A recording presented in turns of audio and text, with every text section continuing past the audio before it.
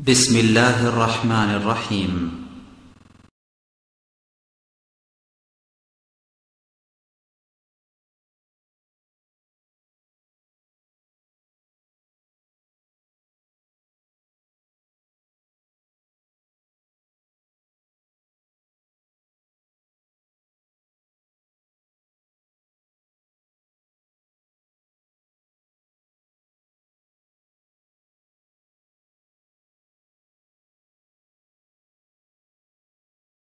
আসসালামু আলাইকুম ওরহমতুল্লাহি ওবারাকাতুহ।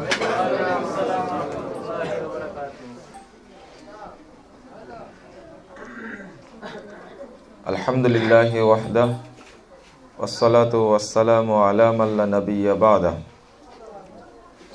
আউযু বিল্লাহি মিনাশ শাইতানির রাজীম। ফামান কানা ইয়ারজু লিকা'a রাব্বিহি ফালইআমাল আমালান সালিহান ওয়ালা ইউশরিক বিইবাদাতি রাব্বিহি আহাদা।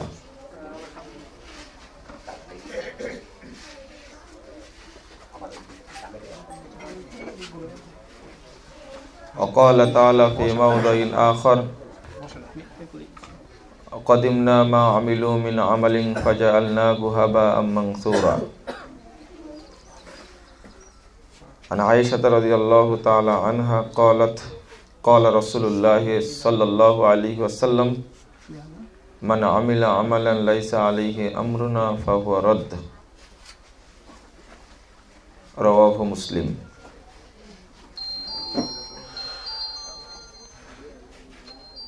সম্মানিত সভাপতি, মুহতারাম উলামায়ে কেরাম,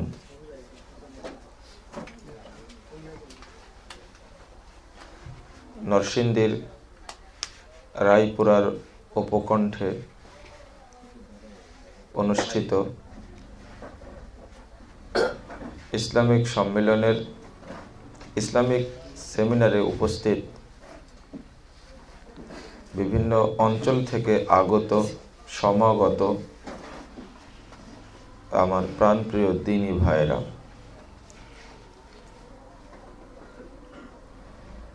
প্রথমত আল্লাহ রাব্বুল আলামিনের প্রশংসা এবং মুহাম্মদ সাল্লাল্লাহু আলাইহি ওয়াসাল্লামের উপরে দরুদ পাঠের পরে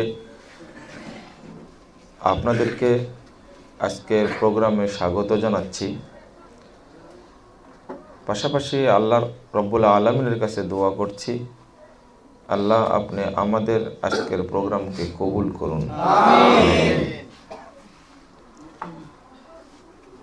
সমাজের চারিদিকে যখন শিরিক ও বিদআত, নব্য জাহিলিয়াত এবং শয়তানের কার্যক্রমে মানুষ ব্যস্ত, ঠিক এমনই সময়ে রায়পুরাতে আল্লাহ রাব্বুল আলামিন দ্বীনের নির্ভেজাল তাওহীদের এবং সঠিক আমলের ব্যাপারে আলোচনা করার সুযোগ দিয়েছেন। এই জন্য আমরা আল্লাহর শুকরিয়া আদায় করছি, আলহামদুলিল্লাহ। যারা সাহসিকতা দেখিয়ে দৃঢ় প্রতিজ্ঞাবদ্ধ হয়ে প্রোগ্রামটা বাস্তবায়ন করেছেন, আল্লাহ তাদেরকে উত্তম প্রতিদান দান করুন।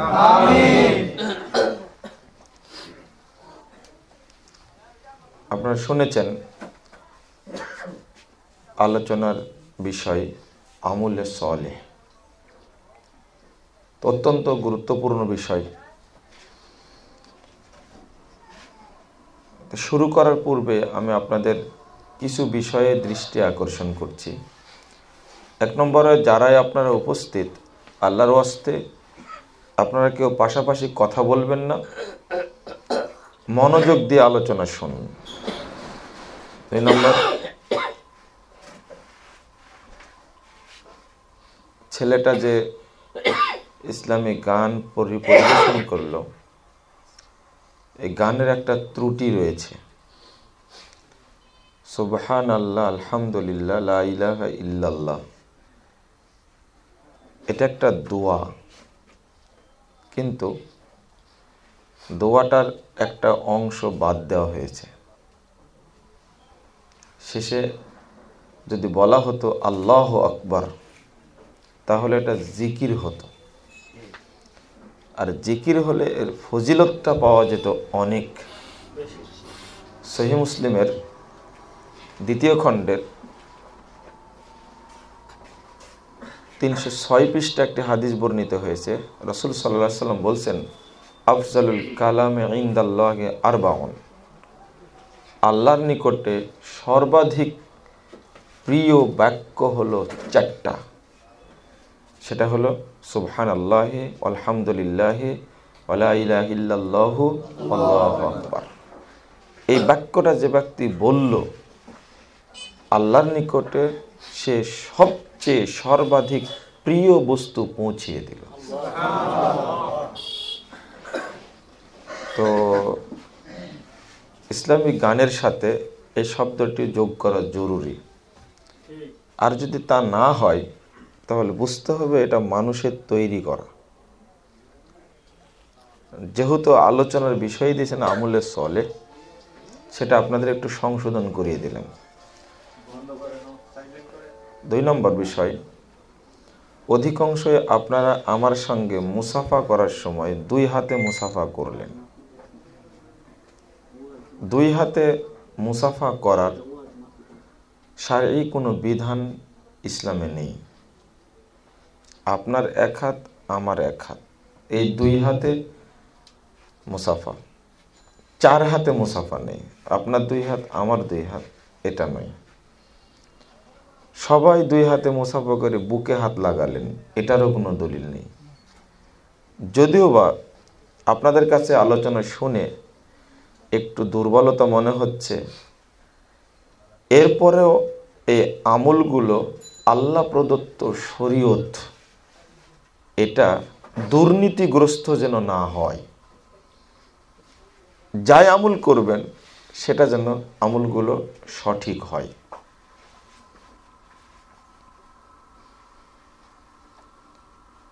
চার হাতে মুসাফা করার যেমন দলিল নেই, বুকে হাত দেওয়ারও তেমনি দলিল নেই। মাঝখানে মুসাফা করার সময় যে দোয়া 2টা চালু আছে, ইয়াগফিরুল্লাহু লানা ওয়া লাকুম নাহমাদুল্লাহ ওয়া নাস্তাগফিরুহু, এই 2টা দোয়া হাদিসে পাওয়া যায় না। মূলত সালামটাই দোয়া, আসসালামু আলাইকুম ওয়া রাহমাতুল্লাহি ওয়া বারাকাতুহু। আপনাদের উপরে বিশেষ আল্লাহর পক্ষ থেকে বিশেষ শান্তি এবং রহমত বরকত বর্ষিত হোক, এর চেয়ে ভালো দোয়ার কি? আপনি উত্তর দিচ্ছেন ওয়া আলাইকুমুস সালাম ওয়া রাহমাতুল্লাহি ওয়া বারাকাতুহু। ঠিক এর অর্থ হলো আপনার উপরও, আপনাদের উপরও আল্লাহর পক্ষ থেকে বিশেষ শান্তি, রহমত ও বরকত অবতীর্ণ হোক, এটাও দোয়া। তো এইগুলো আপনাদের সংশোধন করে নিতে হবে। দ্বিতীয় বিষয়, মানুষের উপস্থিতিতে তার সম্পর্কে সংক্ষিপ্ত পরিচিতি বলা গেলে প্রশংসা করা যায় না। ডক্টর জাকির নায়েক আমাদের প্রচলিত ভাষায় তাকে আলেম নয় বলে বলা হচ্ছে। আলেমের সংজ্ঞাটাই বুঝি না আমরা। আলেম বলতে কে, সংজ্ঞাই বুঝি না। শায়রি হয়তো বুঝাতে চেয়েছে একটা জিনিস, যে প্রচলিত মাদ্রাসায় পড়া কোনো আলেম নয়। আর আমরা ওই কথাটা বলি মাঝে মাঝে। জাকির নায়েক একজন ডাক্তার মানুষ, কিন্তু আল্লাহ তাকে কবুল করেছেন মানে এই দুনিয়ার মানুষের দিনের হৃদয়ের ডাক্তার হিসাবে। আলহামদুলিল্লাহ, একজন আলেমের মাধ্যমে যে খেদমত আল্লাহ নিচ্ছেন না, তার চেয়ে একজন ডাক্তারের মাধ্যমে সেই খেদমত নিচ্ছেন। উদ্দেশ্য, আমার উদ্দেশ্য যেমন ইসলামের প্রচার এবং প্রসার, জাকির নায়েকেরও আলহামদুলিল্লাহ উদ্দেশ্য ইসলামের প্রচার এবং প্রসার। তো আপনি একজন ইঞ্জিনিয়ার, আপনিও পারেন প্রচার এবং প্রসার করতে। আমার একটা বক্তব্য আছে, হয়তো নেটে শুনবেন। 1999 সালে সৌদি আরব থেকে 3 জন শেখ আসছিলেন আমাদের প্রশিক্ষণ দেওয়ার জন্য। তা একজন শেখ প্রশিক্ষণ দিলেন আকীদার উপরে। তো তার পরিচিতিতে দেখলাম তিনি একজন MBBS ডাক্তার। তখন আমি ভাবলাম যে আকীদা হলো ইসলামের সবচেয়ে গুরুত্বপূর্ণ প্রসঙ্গ, শ্রেষ্ঠ প্রসঙ্গ আকীদা। একজন MBBS ডাক্তার আকীদার উপরে এত সুন্দর প্রশিক্ষণ দিলেন, এটা ভাবতে অবাক লেগেছিল আমার। তো ব্যাসে অনেক ছাত্র ছিল, তার মধ্যে লাস্ট পরীক্ষায় আকীদার উপরে আমি সর্বোচ্চ নাম্বার পেয়েছিলাম তার মধ্যে। আলহামদুলিল্লাহ। ওনাকে ব্যক্তিগত জিজ্ঞেস করেছিলাম, আপনি একজন ডাক্তার হয়ে আকীদার উপরে এত জ্ঞান অর্জন করলেন কেমনে? তখন তিনি বলছেন যে সৌদি আরবে ডাক্তারও হওয়া যায় না, ইঞ্জিনিয়ারও হওয়া যায় না, মাস্টারও হওয়া যায় না যতক্ষণ পর্যন্ত দ্বীনের প্রকৃত অংশীদার না হয়। কথাটা কত চমৎকার, বুঝতে পেরেছেন? তাকে একটা লেভেল পর্যন্ত শরীয়তের জ্ঞানটা দেওয়া হয়। সফটওয়্যার ছিলেন না, এই সফটওয়্যারটা আগে দেওয়া হয় তাকে। ও দ্বীনের মূলনীতি সম্পর্কে, শরীয়ত সম্পর্কে পুরো জানার পরে তারপরে সেক্টরটা ভাগ হয়ে যায়। ও কি ইঞ্জিনিয়ার হবে, না সচিব হবে, না ডাক্তার হবে, না বিজ্ঞানী হবে, ভাগ হয়ে যায় তখন। তো আগের যে সফটওয়্যার দেওয়া আছে এটা তো তার কাজে লাগবে নিঃসন্দেহে। এই কারণে আমার কাছে সবচেয়ে উত্তম বিষয় আমাকে দেওয়া হয়েছে, আপনি আকীদার উপরে কথা বলবেন। যদি এখন দেওয়া হতো আমাকে যে না আপনি আলোচনা করেন উসুলের উপরে, তাহলে আমি উসুলের উপরে আলোচনা করতাম। কি বুঝলেন আপনারা? যদি বলতেন আমাকে যে না আপনি আলোচনা করবেন ফিকহ এর উপরে, তাহলে ফিকহের উপরে আলোচনা করতাম। এইরকম একটা যদি শিক্ষা ব্যবস্থা হতো তাহলে আমাদের চিন্তাই করা লাগতো না। আল্লাহ যে কোন দিন করবেন আল্লাহ পাক ভালো জানেন। আলহামদুলিল্লাহ।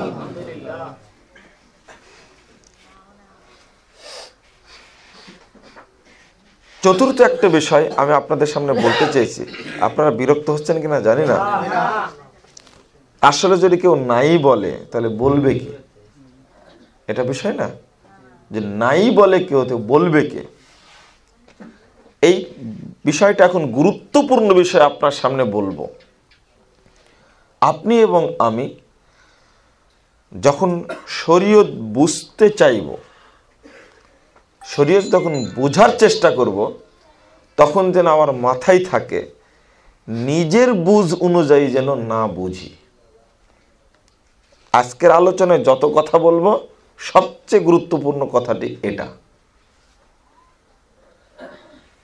কোরআন এবং সহিহ হাদিস আমার আপনার সামনে আছে, আমি তখন বাংলা পড়ে ইংরেজি পড়ে বুঝতে পারছি, কিন্তু অনুবাদ বোঝা আর গভীরভাবে শরীয়ত উপলব্ধি করা এক জিনিস না। অনুবাদ তো সবাই পড়তে পারে, সবার বুঝ কি একরকম? না, একরকম না।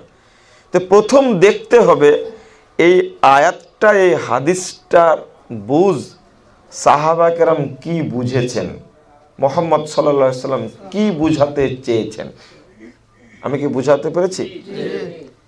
কারণ এই আয়াত তো প্রথম বাংলাদেশে নাজিল হয়নি।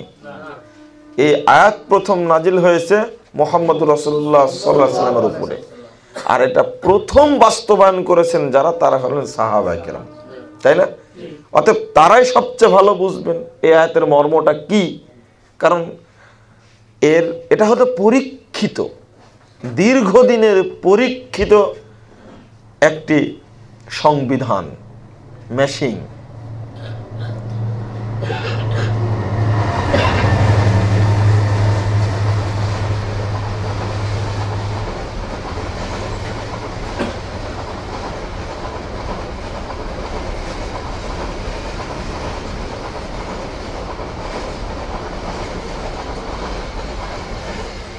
বড় ট্রেন।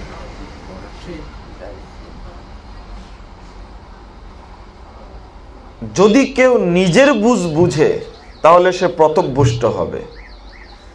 আল্লাহ রাব্বুল আলামিন বলছেন সূরা বাকারা 26 নম্বর আয়াত, ইউদিল্লু বিহি কাসীরা ওয়া ইয়াহদি বিহি কাসীরা ওয়া মা ইউদিল্লু বিহি ইল্লাল ফাসিকিন।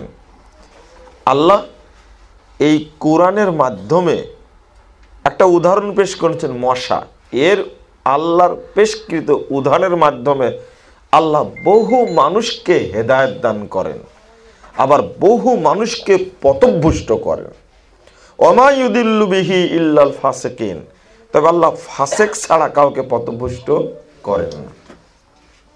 তাহলে কোরআন পাঠ করে কেউ আবার দেখা যাচ্ছে কি হয়ে যাবে, হেদায়েত পাবে, আবার কেউ এই কোরআন পাঠের মাধ্যমে কি হবে, ফাসেক হয়ে যাবে। বহু মানুষ আছে সমাজে যারা কোরআন পড়েই বিভ্রান্ত হচ্ছে, আছে না?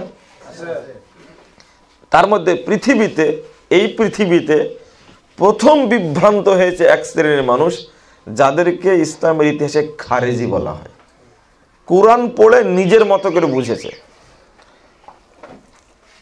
রাসূল সাল্লাল্লাহু আলাইহি ওয়াসাল্লাম বলেছেন, সহিহ মুসলিম প্রথম খণ্ডের 118 পৃষ্ঠার হাদিস, আল কুরআনু হুজ্জাতুল লাক আও আলাইক। রাসূল সাল্লাল্লাহু আলাইহি ওয়াসাল্লাম বলছেন, দেখো কোরআন তোমার পক্ষে দলিল হবে অথবা কোরআন তোমার বিপক্ষে দলিল হবে। কেন বললেন এটা? এই কিয়ামতের মাঠে কোরআন আপনাকে জান্নাতে নিয়ে যাবে, কিয়ামতের মাঠে এই কোরআন আপনাকে জাহান্নামে নিয়ে যাবে। কারণ কোরআন পড়তে গিয়ে আপনি আপনার মতো যখন বুঝলেন, তখন আপনি বিভ্রান্ত হলেন। এই কোরআন বুঝতে গিয়ে অনেকে বিভ্রান্ত হয়েছে, অর্থাৎ নিজের মতো করে বুঝতে চেয়েছে। বাংলাদেশে উপমহাদেশে এক শ্রেণীর লোক আছে যাদেরকে কাদিয়ানি বলা হয়। নাম শুনেননি আপনারা? শুনেছেন তাই না? এরা কাদিয়ানি কেন জানেন?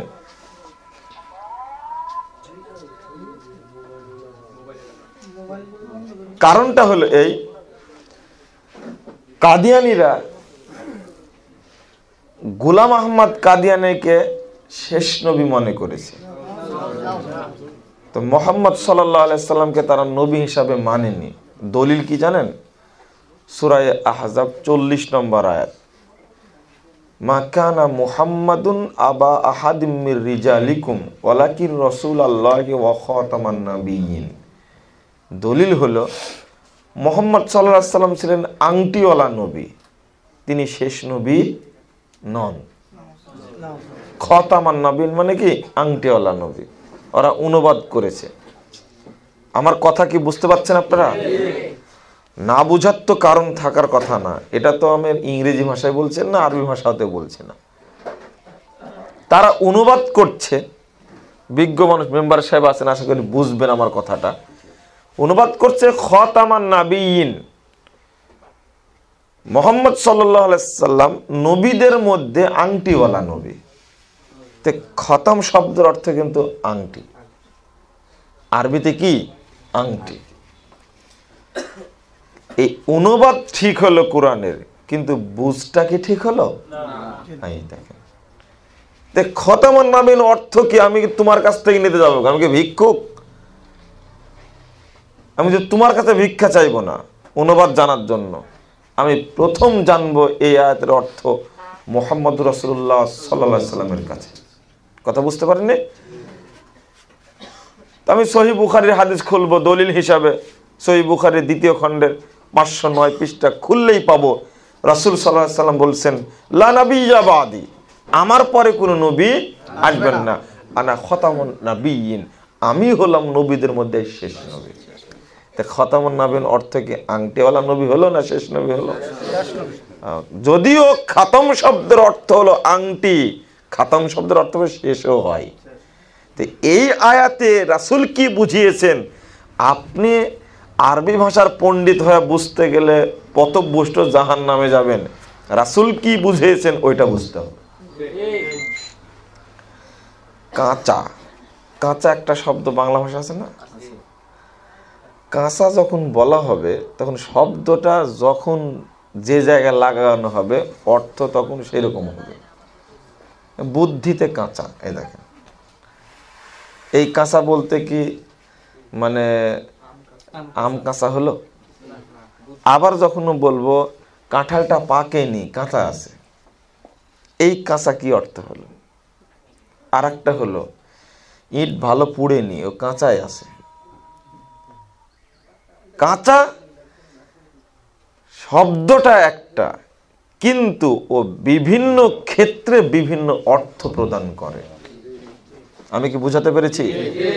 ঠিক কুরআনে কোন আয়াত কেন ব্যবহার হয়েছে এর সবচেয়ে ভালো অর্থ বুঝবেন কে?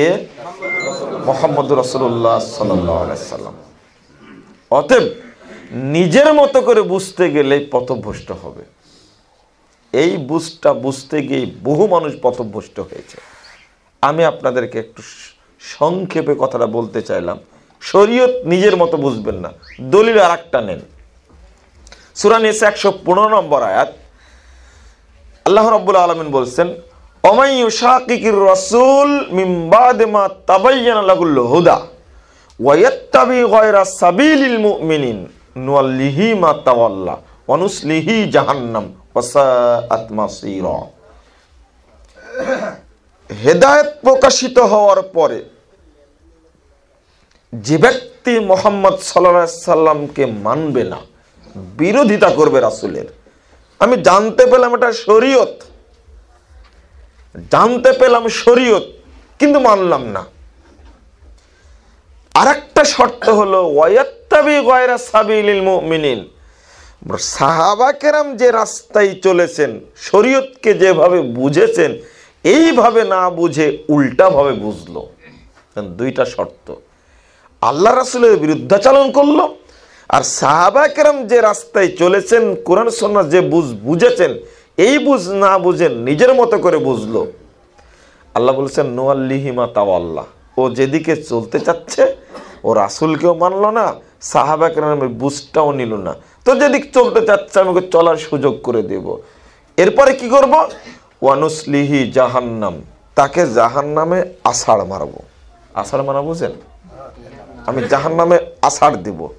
ওয়া সাআত মাসীরা, এই জাহান্নামে পতিত হওয়া কতই না নিকৃষ্ট, কতই না খারাপ। এই দেখেন একটা দলিল যে আমাকে বুঝটা নিতে হবে সাহাবা কেরামের বুঝ থেকে, উল্টা বুঝ নিলে হবে না। আর একটা উদাহরণ দেব আপনাদেরকে, নেন একটা উদাহরণ। সূরা বাকারা, তুমি টিপাটিপি করলে মানুষের একটু ডিস্টার্ব হচ্ছে, ওই জন্য বলছিলাম যে তুমি সাইড নিয়ে করো। আমি আবার কথা বললে একটু আশেপাশে সমস্যা হলে আমি ভুলে যাই, বলতে পারি না কথা, লাইন ঠিক থাকে না। সূরা বাকারা 115 নম্বর আয়াতে আল্লাহ বলছেন, ওয়ালিল্লাহিল মাশরিকু ওয়াল মাগরিব ফাআইনামা তুওয়াল্লু ফাসাম্মা ওয়াজহুল্লাহ। আছে না আয়াতটা? আল্লাহ বলছেন আল্লাহর জন্যই পূর্ব পশ্চিম, ফাআইনামা তুওয়াল্লু, যেদিকেই মুখ ফিরাবে, ফাসাম্মা ওয়াজহুল্লাহ, সেই দিকেই আল্লাহর কি অনুবাদ করবেন। এখানে অনুবাদ করতে গিয়ে ইসলামিক ফাউন্ডেশন অনুবাদ করেছেন যেদিকেই মুখ ফিরাও সেই দিকই আল্লাহর দিক। আর মারেফুল কোরআনে অনুবাদ করতে যা করা হয়েছে যেদিকেই মুখ ফিরাও সেই দিকে আল্লাহ বিরাজমান। তো অনুবাদ আসলে কোনটা হবে? অনুবাদ করব আমি কার বুঝ অনুযায়ী? তাফসিরে ইবনে আব্বাস খুলুন। ইবনে আব্বাস রাদিয়াল্লাহু আনহু বলছেন, আই রিজাল্লাহ, যেদিকেই মুখ ফিরাও সেই দিকে আল্লাহর চেহারা রয়েছে। চেহারা মানে আল্লাহর সন্তুষ্টি রয়েছে। তো অনুবাদ তো তিনটা হলো। দেখেন কত গুরুত্বপূর্ণ একটা জিনিস। ওয়াজহুন মানে দিক, পশ্চিম দিক, দক্ষিণ দিক আছে না, দিক। ওয়াজহুন শব্দের অর্থ, ওয়াজহুন শব্দের অর্থ হলো চেহারা। অজঞ্চলের অর্থ কি? চেহারা, মুখমণ্ডল। আবার ওয়াজহুন শব্দের অর্থ হলো সন্তুষ্টি। একটা শব্দের অর্থ অনেকগুলি, কিন্তু কোরআনে এই জায়গাতে কি অর্থ ব্যবহৃত হয়েছে এটা আপনি কেমনে জানবেন? আরবি ডিকশনারি খুললে কি জানা যাবে? না না, আরবি ডিকশনারিতে এই 4টা কথায় দেওয়া আছে। অজহুন মানে দিক, অজহুন মানে সন্তুষ্টি, অজহুন মানে মুখমণ্ডল, 3টায় দেওয়া আছে। তো কোরআনে এখানে কি বোঝানো হয়েছে কেমনে বুঝবেন? তখন আপনাকে দ্বারস্থ হতে হবে কার কাছে? সাহাবায়ে কেরাম কি বুঝেছেন সেটার কাছে। সাহাবায়ে কেরাম বুঝলেন কি? এই চেহারায় অনুবাদ হবে, ফাইনামা তুয়াল্লু ফাসাম্মা ওয়াজহুল্লাহ, যেদিকে মুখ ফেরাও সেদিকে আল্লাহর চেহারা রয়েছে। এটা হলো অনুবাদ। বুঝটাকে বুঝতে হবে এটাই, আল্লাহ সর্বত্র বিরাজমান নয়। যেদিকেই মুখ ফেরাও সেদিকে আল্লাহর সন্তুষ্টি রয়েছে, আল্লাহর সন্তুষ্টি রয়েছে। দেখেন, এই মূলনীতিটা না বুঝার কারণে কোরআনের অনুবাদ করতে যেয়ে বাংলাদেশের অধিকাংশ ব্যক্তি কোরআনের 12টা বাজিয়েছেন। অথচ সৌদি আরবে কিং ফাহাদ প্রকাশনা থেকে, আল হারামাইন প্রকাশনা থেকে যে ইংরেজি অনুবাদটা করা হয়েছে, এই অনুবাদটা হলো, দেখেন ইংরেজিতে অনুবাদ করেছে, সবচেয়ে বিশুদ্ধ অনুবাদ তাদের এটা। আমি পরীক্ষা করে দেখেছি সবচেয়ে বিশুদ্ধ অনুবাদ। যখন বাংলাদেশের বাংলা অনুবাদ খুলে যখন অর্থ খুঁজে না পাই, তখন আমি ওই ইংরেজিটা খুলে দেখি যে অনুবাদটা তারা কি করেছে। এটা বাস্তব কথা বললাম। আর বাংলাদেশ থেকে একটা কোরআন ছাপানো হয়েছিল বাঙালিদের জন্য, তো কোরআনের অনুবাদে এতই ভুল, কিছুক্ষণ আগে বললাম আরিফুল কোরআন, ওখানে কোরআনের আয়াতের অনুবাদই চেঞ্জ করে দিয়েছে, অনুবাদই উল্টা করে দিয়েছে। এই জন্য অনুবাদটা তারা বন্ধ করে দিয়েছে। নতুন আর একটা অনুবাদ ছাপানোর তারা চেষ্টা করছে, এখন ওই অনুবাদটা অফ থেকে গেছে। ব্যাখ্যাতে তো ত্রুটি আছে আছে, কোরআনের অনুবাদেও অসংখ্য জায়গায় ত্রুটি আছে। এই জন্য আপনাদের বলছি, আপনারা নিজের মতো করে কোরআন বুঝতে যাবেন না। আরেকটা উদাহরণ দেই, এটা খুব গুরুত্বপূর্ণ অংশ। সেটা হলো সূরা বানী ইসরাঈলে একটা আয়াত রয়েছে, ৭৯ নম্বর আয়াত। আয়াতটা জানেন যে ওমিনাল লাইলি ফাতাহাজ্জাদ বিহি নাফিলাতাল লাক আসা আন ইয়াবআসাকা রাব্বুকা মাকামাম মাহমুদা। আল্লাহ মুহাম্মদ সাল্লাল্লাহু আলাইহি সাল্লামকে তাহাজ্জুদ পড়তে বলছেন, এটা হলো তোমার জন্য নফল। অচিরেই আল্লাহ আপনাকে মাকামে মাহমুদে পৌঁছে দিবেন। মাকামে মাহমুদটা কি?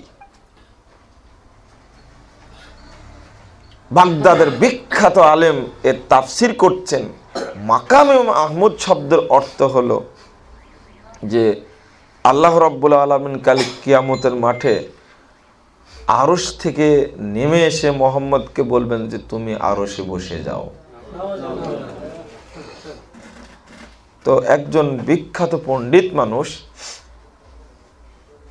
তাফসিরে তাবারি আছে না, এই তাফসিরে তাবারির লেখক ইবনু জারির রাহিমাহুল্লাহ, তিনি এই অনুবাদ শুনে সহ্য করতে না পেরে ছোট্ট একটা 2 লাইনের কবিতা লিখলেন, লিখে দরজায় টাঙ্গিয়ে দিলেন। এই যে রাস্তাটা আছে না, এই রাস্তা দিয়ে মানুষ যাচ্ছে, ওই মুফাসসিরের বক্তব্য শুনে মুফাসসির যে ব্যাখ্যা দিয়েছে, কি ব্যাখ্যা? যে এর অর্থ হলো আল্লাহ রাব্বুল আলামিন কাল কিয়ামতের মাঠে আরশ থেকে নেমে যাবেন, মুহাম্মদকে আরশে বসিয়ে দিবেন। তো তিনি লিখছেন সুবহানাল্লাযী মান লাইসা লাহু আনিস ওয়ালা লাহু আলা আরশিহি জালিস। তিনি বলছেন, ছোট্ট ওই সত্তার পবিত্রতা ঘোষণা করছি যিনি হলেন আরশের মালিক, সুবহানাল্লাযী লাইসা লাহু আনিস, অর্থাৎ ওই সত্তার পবিত্রতা ঘোষণা করছে যার সমকক্ষ নেই, ওয়ালা লাহু আলা আরশিহি জালিস, যার আরশে বসার কারো অধিকার নেই। এই ছোট্ট কথা দুইটা লেখে দরজায় লাগিয়ে দিলেন। এই কথা যারাই দেখেছে তারাই তার বাড়িতে পাথর মারা শুরু করেছে। পাথর মারতে মারতে মারতে মারতে ঘরে তাকে পাথরের স্তূপ পড়ে গেল চারিদিকে। তাকে পাথর সরিয়ে বের করতে 3 দিন সময় লাগছে। কত রাগ চিন্তা করেন। তো কোরআনের অপব্যাখ্যা শুধু আজকের না, বহু বছর আগে থেকেই হচ্ছে, আজকে হচ্ছে। এই অর্থ যদি করা হয় তাহলে আল্লাহর মর্যাদাকে কত নষ্ট করে দিলে চিন্তা করতে পারছেন আপনি? এই শ্রেণীর মানুষই বলে দিয়েছে যিনি আল্লাহ তিনি মুহাম্মদ।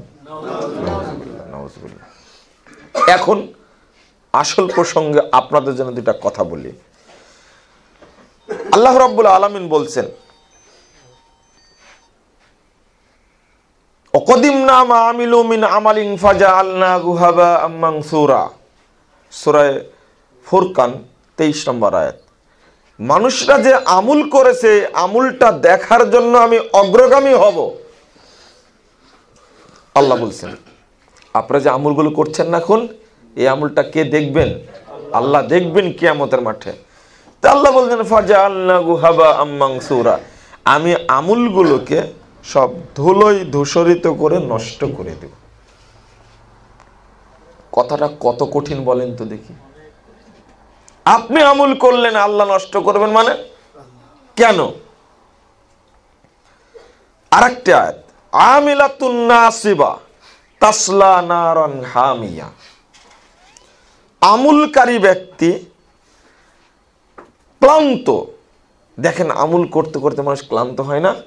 ক্লান্ত হয়ে গেছে, সেই রাত 3টায় উঠেছে, 4টা, 4:30, 5টা বেজে যাচ্ছে, তাহাজ্জুদ পড়ছে, দীর্ঘ রাকাত, দীর্ঘ রুকু, দীর্ঘ কিরাত করছে, ক্লান্ত হয়ে গেছে, এবার ফজরের সালাতে বের হবে। এই ক্লান্ত ব্যক্তি সম্পর্কে আল্লাহ বলছেন আমিলাতুন নাসিবা, আমল করতে করতে ক্লান্ত চেহারা তার, তাসলা নারান হামিয়া, এই ব্যক্তি নিক্ষিপ্ত হবে প্রজ্বলিত জাহান্নামে। তাহলে সব আমলকারী ব্যক্তি জান্নাতে যাবে না, এই জন্য দরকার আমলে সলেহ। আল্লাহ বলছেন আরেকটা আছেন সূরা কাহফ 103, 4, 5, 6, আল্লাহ বলছেন কুল হাল নুনাব্বিকুম বিল আখসারিনা আমালা, আপনি বলুন হে মুহাম্মদ সাল্লাল্লাহু আলাইহি সাল্লাম, আমি কি জানাই দেব আখসারিনা আমালা, আমল করে করে ক্ষতিগ্রস্ত হচ্ছে এমন ব্যক্তি সম্পর্কে? আল্লাযীনা দাল্লা সাইয়ুহুম ফিল হায়াতিদ দুনিয়া, যারা দুনিয়াবী জীবনে আমল করে পথভ্রষ্ট হচ্ছে, অহুম ইয়াহসাবুন আন্নাহুম ইউহসিনুনা সুনা, অথচ তারা ধারণা করছে আমরা ভালো আমলই করছি। কি বুঝলেন আপনারা? আল্লাহ রাব্বুল আলামিন বলছেন আমল করে পথভ্রষ্ট হচ্ছে, আর যারা আমল করছে তারা বলছে আমরা ভালো আমলই করছি। এটা কোন আমল বলেন তো দেখি? কোন আমল এটা? এটা কি সুদ, জেনা? আচ্ছা, জেনা করে এমন কোন লোক আছে যে ও মনে করে ভালো আমল করলাম? এটা চুরি করার পরে কেউ মনে করে কাজটা ভালো হলো না। মদ খাওয়ার পরে কেউ কখনো ভাবে না এটা ভালো কাজ করলাম। তা আল্লাহ কোন আমলের কথা বললেন? যে আমল সম্পর্কে বলছে তারা ভালো আমল করে বলে বিশ্বাস করে, অথচ আল্লাহ বলছেন পথভ্রষ্ট হচ্ছে। নিঃসন্দেহে এটা জেনা না, এটা মদ খাওয়া না, চুরি করা না, এমন আমল যেগুলো আসলে আপনারা ভালো মনে করেই করছেন। অসংখ্য আমল সমাজে চালু আছে। কেন প্রতিদিন ফজর সালাতের পরে 19 বার বিসমিল্লাহ বলেন না? এটা তো ভালো আমল। এটা একটা জাযাকাল্লাহ খায়ের, খুব ভালো বলতে পারলেন তো দেখতেছি। জাযাকাল্লাহ খায়ের, এরকম স্পষ্টবাদী হতে হবে। আবার অনেক ব্যক্তি আছেন মানে কি, আজকে আমি একটু ইস্তেঞ্জা সারতে গেলাম, তো ছেলেটা আমাকে বলছেন যে ইস্তেঞ্জা সারার আগে টিস্যু ব্যবহার করেন। তখন আমি ভাবলাম তো এটা তো সমস্যা একটা। আপনি যেমন স্পষ্ট কথা বলেন, আমিও চেষ্টা করি স্পষ্ট বলা। ওই যে ঘাটে মারার চেষ্টা করি, যখনকার রোগ তখন সারতে হয়, তাই না? আসলে একটা ফজিলত বাংলাদেশের মানুষকে শোনানো হয়েছে এই মর্মে যে পেশাব করার পরে যদি টিস্যু ব্যবহার করে, ঢেল ব্যবহার করে যদি পানি নেওয়া হয়, তাহলে আল্লাহ খুশি হন। তো দলিল পৃথিবীতে এই দলিল খুঁজে পাওয়া যাবে না। যদি পাওয়া যায়, কিছু জাল দলিল পাওয়া যাবে। জাল দলিল, আপনারা জাল দলিল বুঝেন? বুঝেন না? এটা আমি ভালো করে বুঝা দিতে পারি জাল দলিল কাকে বলে। একদিন আমাকে বলছে দলিল দেন, কি নিষেধের দলিল দেন। নিষেধের দলিল মানে সমাজে এক শ্রেণীর মানুষ আছে, যদি বলা যায় এটা তো কোনো দলিল নাই, করা যাবে না, এটা বেদাত, যে করা যাবে না তার দলিল দেন। দলিল কিভাবে দেবেন? নাই, তার দলিল পাওয়া যায়? তখন আমি বলছেন যে আচ্ছা ঠিক আছে, দলিল আপনাকে দিচ্ছি, আপনি একটা 30 টাকার নোট দেন। তখন বলছে 30 টাকা তো নোট নাই। নাই মানে দেন আপনি, নাই মানে নাই তো, নাই তার প্রমাণ কি? নাই তো প্রমাণ দিব কি? আছে 30 টাকার দলিল, নোট আছে, দলিল আপনারা বলছেন নাই, তো দলিল কি দিতে পারবেন? নাইয়ের যে দলিল নাই, ও মূর্খ লোক বুঝেই না। অবশেষে বললাম যে আচ্ছা 300 টাকার একটা নোটের দলিল নোট দিন আপনি। তো ওরও তো নোট নাই, 300 টাকারও তো নোট নাই, তো নাই তার দলিল কি? তখন লোকটা খেপে গিয়ে বলছে, আরে ভাই বলছি নাই, আমি দলিল কই পাবো? ব্যাকুব, তোমার মাথায় ঢুকে নি এখন নায়ের দলিল নাই? তখন বলছে যে আমি কি জানি, যে হুজুর তো আমাকে শিখাই দিল। এই দেখেন, এই দেখেন, এক শ্রেণীর মানুষ আছে যখন কিছুতেই পারে না আর সব জায়গায়, সর্বশেষ টার্গেট হলো এই যে নাইতে দলিল দেন। আচ্ছা নায়ের দলিল পাওয়া যাবে? সমস্যাটা হলো এই জায়গায়। আপনাদের বিষয় সঠিক বক্তব্য যদি আপনি খুঁজতে যান, আবু দাউদের 7 পৃষ্ঠা খুলেন তো একটা দলিল পাবেন। 556 নম্বর হাদিসটা খুলেন ইবনু মাজাহ, তার দলিলটা পাবেন। একটা আয়াত নাজিল হলো সূরা তৌবা 108 নম্বর আয়াত, ফিহি রিজালুন ইউহিব্বুনা আইয়াত্তাহহারু আল্লাহু ইউহিব্বুল মুতাত্তাহিরিন।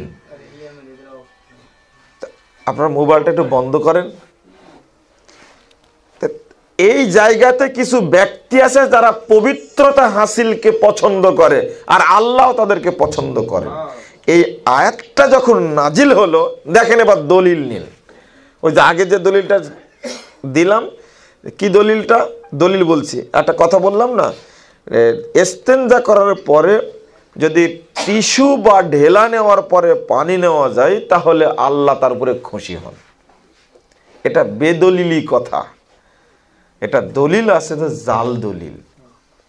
এবার আবু দাউদের হাদিস খোলেন, আল্লাহ রাসূল সাল্লাল্লাহু আলাইহি ওয়াসাল্লাম জিজ্ঞেস করলেন যে কি ব্যাপার কুবাবাসী, তোমাদের সম্পর্কে আয়াত নাজিল হলো কেন? তারা জবাব দিচ্ছেন মুহাম্মদ সাল্লাল্লাহু আলাইহি ওয়াসাল্লামকে। তারা বলছেন নাগতাসিলু মিনাল জানাবা, আমরা অপবিত্র হলে গোসল করি, ওয়ানাস্তানজিবিল মা, আর আমরা ইস্তেনজা করি পানি দ্বারা। তখন রাসূল সাল্লাল্লাহু আলাইহি ওয়াসাল্লাম বলতেন ফাযাকা, ও আল্লাহ এই জন্যই তোমাদের উপরে একটা নাজিল করেছেন। থামেন, সুবহানাল্লাহ আগেই বললেন কারো, পরে বলেন, পরের বাক্যটা হলো ফা আলাইকুমুহু, অতএব তোমরা এইভাবেই ইস্তেনজা করবে, গোসল করবে। এবার কি পাওয়া গেল? ফজিলত কি টিস্যুর মধ্যে আছে না পানির মধ্যে আছে? পানির মধ্যে আছে, দলিলও আছে। রাইট, দেখেন মেম্বার সাহেব বুঝলেন, কিন্তু আমি যে টুপি আলা, আমাকে বোঝানো খুব মুশকিল, খুব মুশকিল। মেম্বার সাহেব শর্টকাট বুঝলেন, কিন্তু আমাকে বোঝানো খুব মুশকিল। না, অত সহজে বুঝবো না। তখন প্রথম বাক্য বলবে, না থাকলে কি এমনি হুজুর বলেছেন? এই দেখেন একটা, হ্যাঁ বড় হুজুর এমনি করে, জি এই দেখেন দলিল দেন।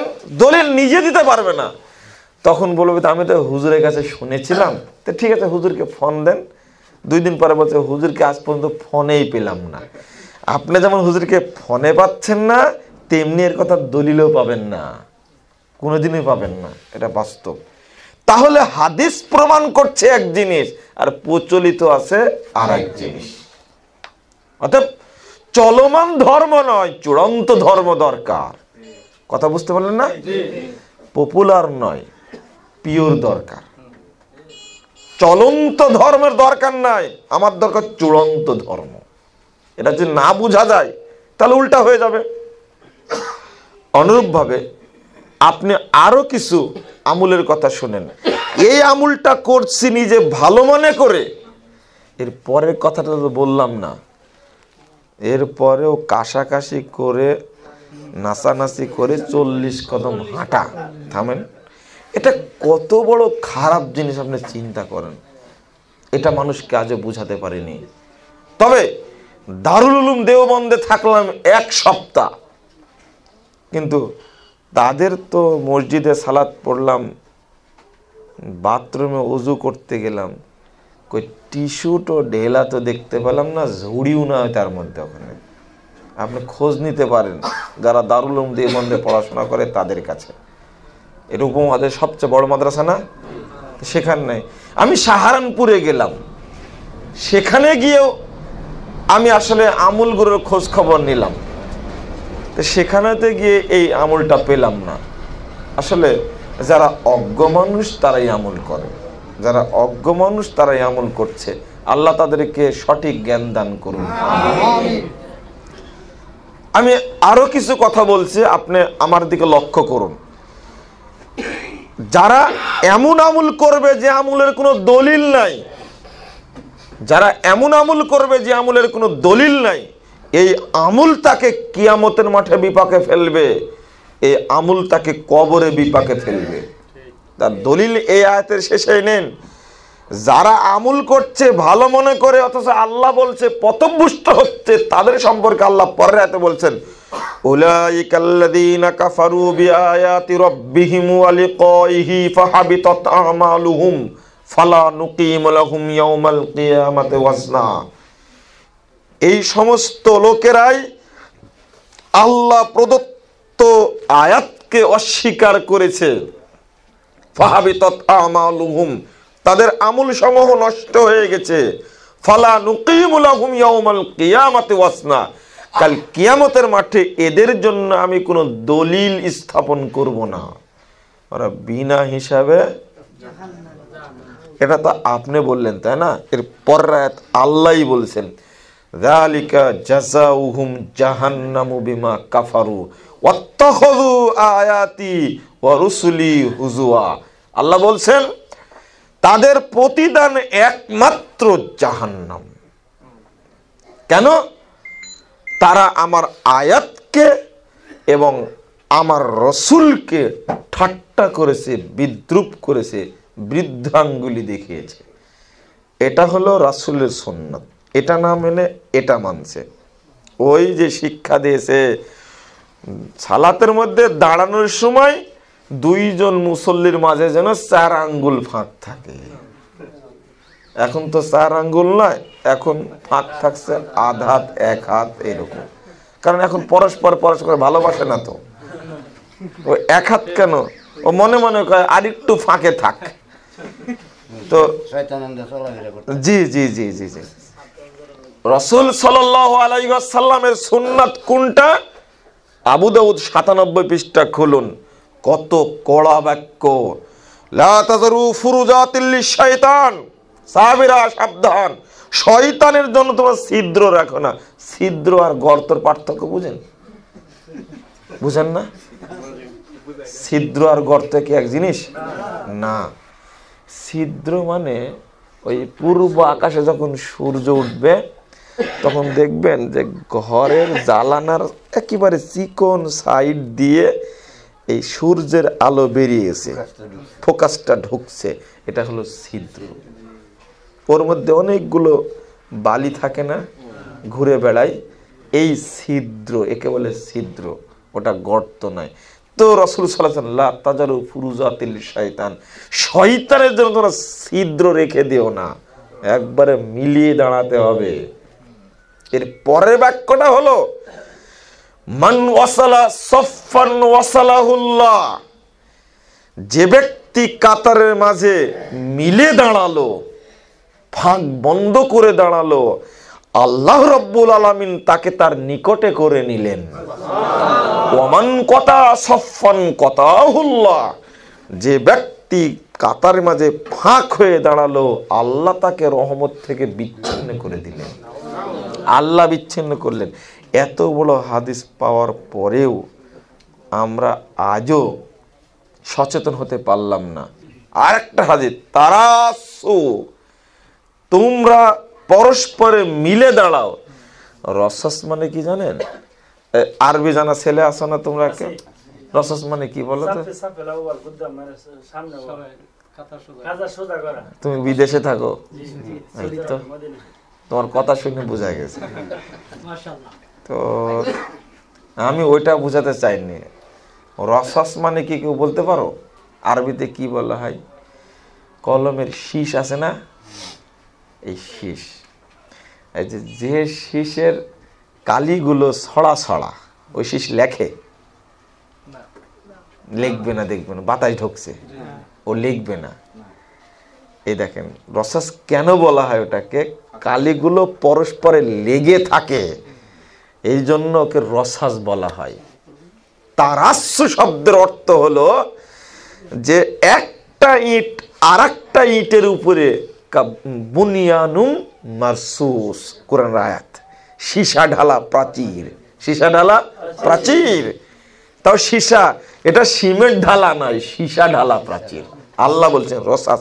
আর আমি তো উদাহরণ দিচ্ছি, একটা ইটকে আর একটা ইটের উপর রাখা, মাঝখানে মশলা দিয়ে। আল্লাহ বলছেন সীসা দিয়ে, সীসা ঢালা প্রাচীর। তো আল্লাহ রাসূল এই হাদিসে বলছেন তারাসু, তোমরা দাঁড়াও কাতারে সীসা ঢালা প্রাচীরের মতো, ফাঁক বন্ধ করে। যেমন একটা ইট আর একটা ইটের উপর রাখা হয় মশলা দিয়ে, মশলা না কি বুঝলেন, সিমেন্ট দিয়ে, সিমেন্ট দিয়ে রাখেন যেমন, ঠিক এইভাবে দাঁড়াও। এটা আল্লাহ রাসূল বললেন। এরপরে কি ফজিলত নাই? 5797 নম্বর হাদিস, তাবরানি আওসাত খুলুন, রাসূল সাল্লাল্লাহু আলাইহি ওয়াসাল্লাম বলছেন মান সাদ্দা ফুরজাতান ফি সাফফিন। ওই যে ফুরজাত আগে বললাম একটা আবু দাউদের, এটা হলো তাবরানি আওসাতের হাদিস, ঘুরে ওই জায়গাতে রাসূল বলছেন তোমরা মান সাদ্দা ফুরজাতান ফি সাফফিন, কাতারে মাঝে ব্যক্তি ছিদ্র বন্ধ করে দাঁড়াবে, রাফাল্লাহু লাহু দারাজাতান ওয়া বানাল্লাহু লাহু বাইতান ফিল জান্নাহ। রাসূল সাল্লাল্লাহু আলাইহি ওয়াসাল্লাম বলেছেন আল্লাহ তার মর্যাদা বৃদ্ধি করে দিবেন এবং জান্নাতে তার জন্য একটি ঘর তৈরি করবেন। চার আঙ্গুলের দলিল নাই, আর এইগুলো দলিল আছে। এখন মানবেন কোনটা? এটাই আমাদের অপরাধ, এটাই, আর কোনো অপরাধ নাই। আল্লাহ যে আজকের রায়পুরের প্রোগ্রাম কবুল করেছে, এটাই তো শুকরিয়া করে শেষ করতে পারবে না। বক্তব্য না হোক, কিন্তু কবুল করেছে, আসছি তো এখানে। যাব কিশোরগঞ্জে, বটতলি, মঠ খোলা নাকি যেন, তো ফোন দিয়ে ভয় দেখানো হচ্ছে আসলে গ্রেফতার। তখন যে গ্রেফতার হওয়ার জন্য যেতে দেন না, গ্রেফতার হই তো না, গ্রেফতার যেহেতু হবে না, আশায় লাগবে না। তা বললো যে না, ওখানে গিয়েই গ্রেফতার হব। আপনার ভয়কে পরোয়া করি, আপনি চিনেন? তো বলছে যে না, আপনি আসলে আপনাকে ছাড় দেওয়া হবে না। তো যাই আগে, ছাড় পরে দেন আমাকে। তাও দিল না। অবশ্য প্রোগ্রামই নিষিদ্ধ। থামেন, আজান হচ্ছে, বন্ধ করবো কি? আজানটা হয়ে যাক। যে বিষয়টা বলছিলাম, আজকে লাকসামে যাওয়ার কথা ছিল, প্রোগ্রামটা সেটাও বন্ধ করে দেওয়া হলো। আচ্ছা, আমাদের অপরাধ বলতে যতটুকু বুঝি ততটুকু হলো, আমরা মানুষের সামনে দুইটা বিষয় পার্থক্যটা স্পষ্ট করে বলতে চাই। মানুষকে মানবরচিত বিধান থেকে, এই জাল থেকে মুক্ত করে, ছিন্ন করে আমরা আল্লাহ প্রদত্ত বিধানের মধ্যে আবদ্ধ করতে চাই। এটা নিঃসন্দেহে অপরাধ নয়, তবে এটা কাজটা খুব কঠিন। তো আপনাদেরকে অনুরোধ করব, বিশ্লেষণ করেই আমল করুন। এই আয়াতের অনুবাদ করতে যে উদাহরণ দিচ্ছিলাম, তারা জাহান্নামে কেন যাবে? যালিকা জাযাউহুম জাহান্নামু বিমা কাফারু ওয়াত্তাখাযু আয়াতি ওয়া রুসুলি হুজুয়া। তার কারণ হিসেবে আল্লাহ বলছেন, তারা আমার আয়াতের সঙ্গে কুফরি করেছে, রাসূলগণকে ঠাট্টা করেছে। কেন? অসংখ্য উদাহরণ রয়েছে যেগুলো আমি আপনি আমল করছি, সেগুলোর সাথে শরীয়তের কোনো সম্পর্ক নেই। লেখা আছে অনেক কথা, দলিলে নাই। রাসূল সাল্লাল্লাহু আলাইহি ওয়াসাল্লাম বললেন, সহিহ বুখারী 444 নম্বর হাদিস, ইদা দাখালা আহাদুকুমুল মসজিদ, যখন তোমাদের কেউ মসজিদে প্রবেশ করবে, ফালা ইয়াজলিস হাত্তা ইউসাল্লি রাকাতাইন, সে যেন না বসে যতক্ষণ 2 রাকাত সালাত আদায় না করে। এটা হলো হাদিস। এখন শিক্ষা দেওয়া হচ্ছে কি, যখনই মসজিদে যাক, ফজরে যাক, আসরে যাক, মাগরিবে যাক, এশায় যাক, ডাইরেক্ট গিয়ে কি করতে হবে? বসতে হবে।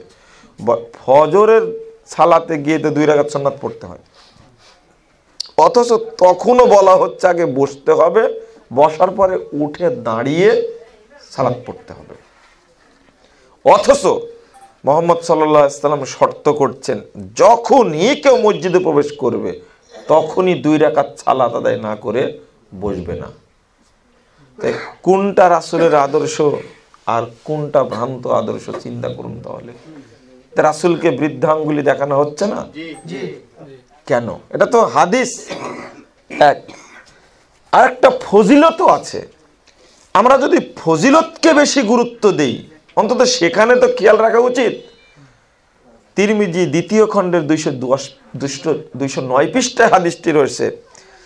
আল্লাহ রাসূল সাল্লাল্লাহু আলাইহি ওয়াসাল্লাম একদিন বেলালকে বলছেন, বেলাল, মা দাখালতুল জান্নাতা কত্তু ইল্লা সামিতু খাশখাশাতাক, বেলাল, আমি যখনই জান্নাতে প্রবেশ করি তখনই দেখি তুমি আমার সামনে দিয়ে খটখট করে জান্নাতে হেঁটে যাচ্ছ, ব্যাপারটা কি? তখন বেলাল রাদিয়াল্লাহু আনহু বলছেন যে, ইজা আযামতু সাল্লাইতু রাকাতাইন আও ইজা তাওয়াজ্জাইতু সাল্লাইতু রাকাতাইন। আল্লাহ রাসূল হয়তো এই কারণে হতে পারে যে আমি যখন ওযু করি তখন 2 রাকাত সালাত পড়ি, অথবা যখন আমি আজান দেই তখন 2 রাকাত সালাত পড়ি।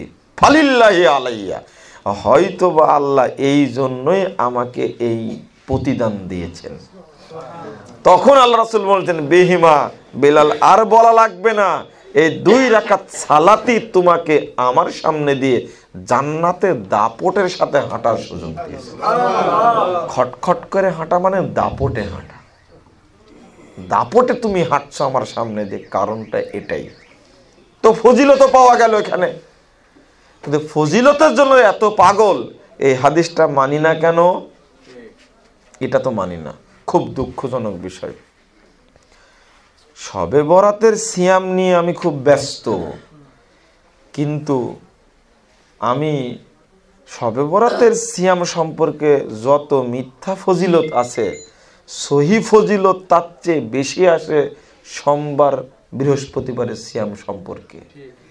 রাসূল সাল্লাল্লাহু আলাইহি ওয়াসাল্লাম বলেন, তুফতাহু আবওয়াবুল জান্নাহ ফিল ইয়াউমিল খামিস ওয়াল ইসনাইন। আল্লাহ রাসূল সাল্লাল্লাহু আলাইহি ওয়াসাল্লাম বলছেন, 2টা দিন, সপ্তাহে 2 দিন জান্নাতের সমস্ত দরজা খুলে রাখা হয়। একটা হলো সোমবার আর একটা হলো বৃহস্পতিবার। মানে এই দিনে সিয়াম যেই রাখবে আল্লাহ তার জন্য জান্নাত খুলে রেখে দিয়েছে। কই এটা মানা হয় না কেন? এটা মানি না কেন? এটা পারি না কেন? বুঝতেই ভুল হয়েছে। কষ্ট হচ্ছে।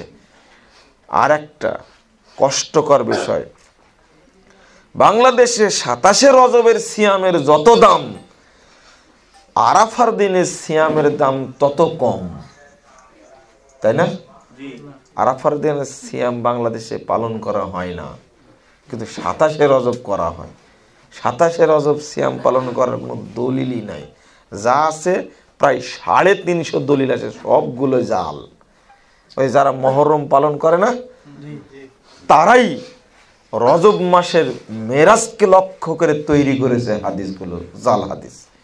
অথচ সহিহ মুসলিমের হাদিস 367 পৃষ্ঠা, রাসূল সাল্লাল্লাহু আলাইহি সাল্লাম বলছেন, প্রথম খণ্ডের কিতাবুস সিয়াম, সহিহ মুসলিম, সিয়ামু ইয়াউমি আরাফা আহতাসিবু আলাল্লাহ আন ইউকাফফিরাস সানাতাল্লাতী ক্বাবলাহু ওয়াস সানাতাল্লাতী বাদাহু।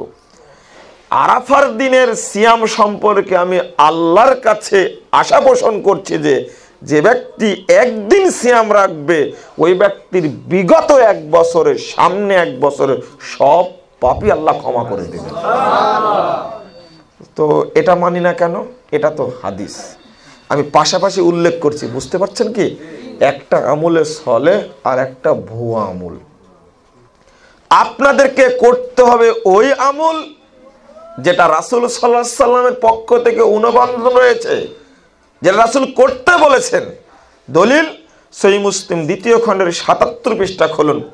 আল্লাহ নবী সাল্লাল্লাহু আলাইহি সাল্লাম বলছেন, মান আমিলা আমালান, কেউ যদি কোনো আমল করে, লাইসা আলাইহি আমরুনা, সে আমলটা করার নির্দেশ আমি মুহাম্মদ দেইনি, ফাহুয়া রদ, ওইটা প্রত্যাখ্যাত, ওইটা বর্জনীয়, ওইটা চলবে না।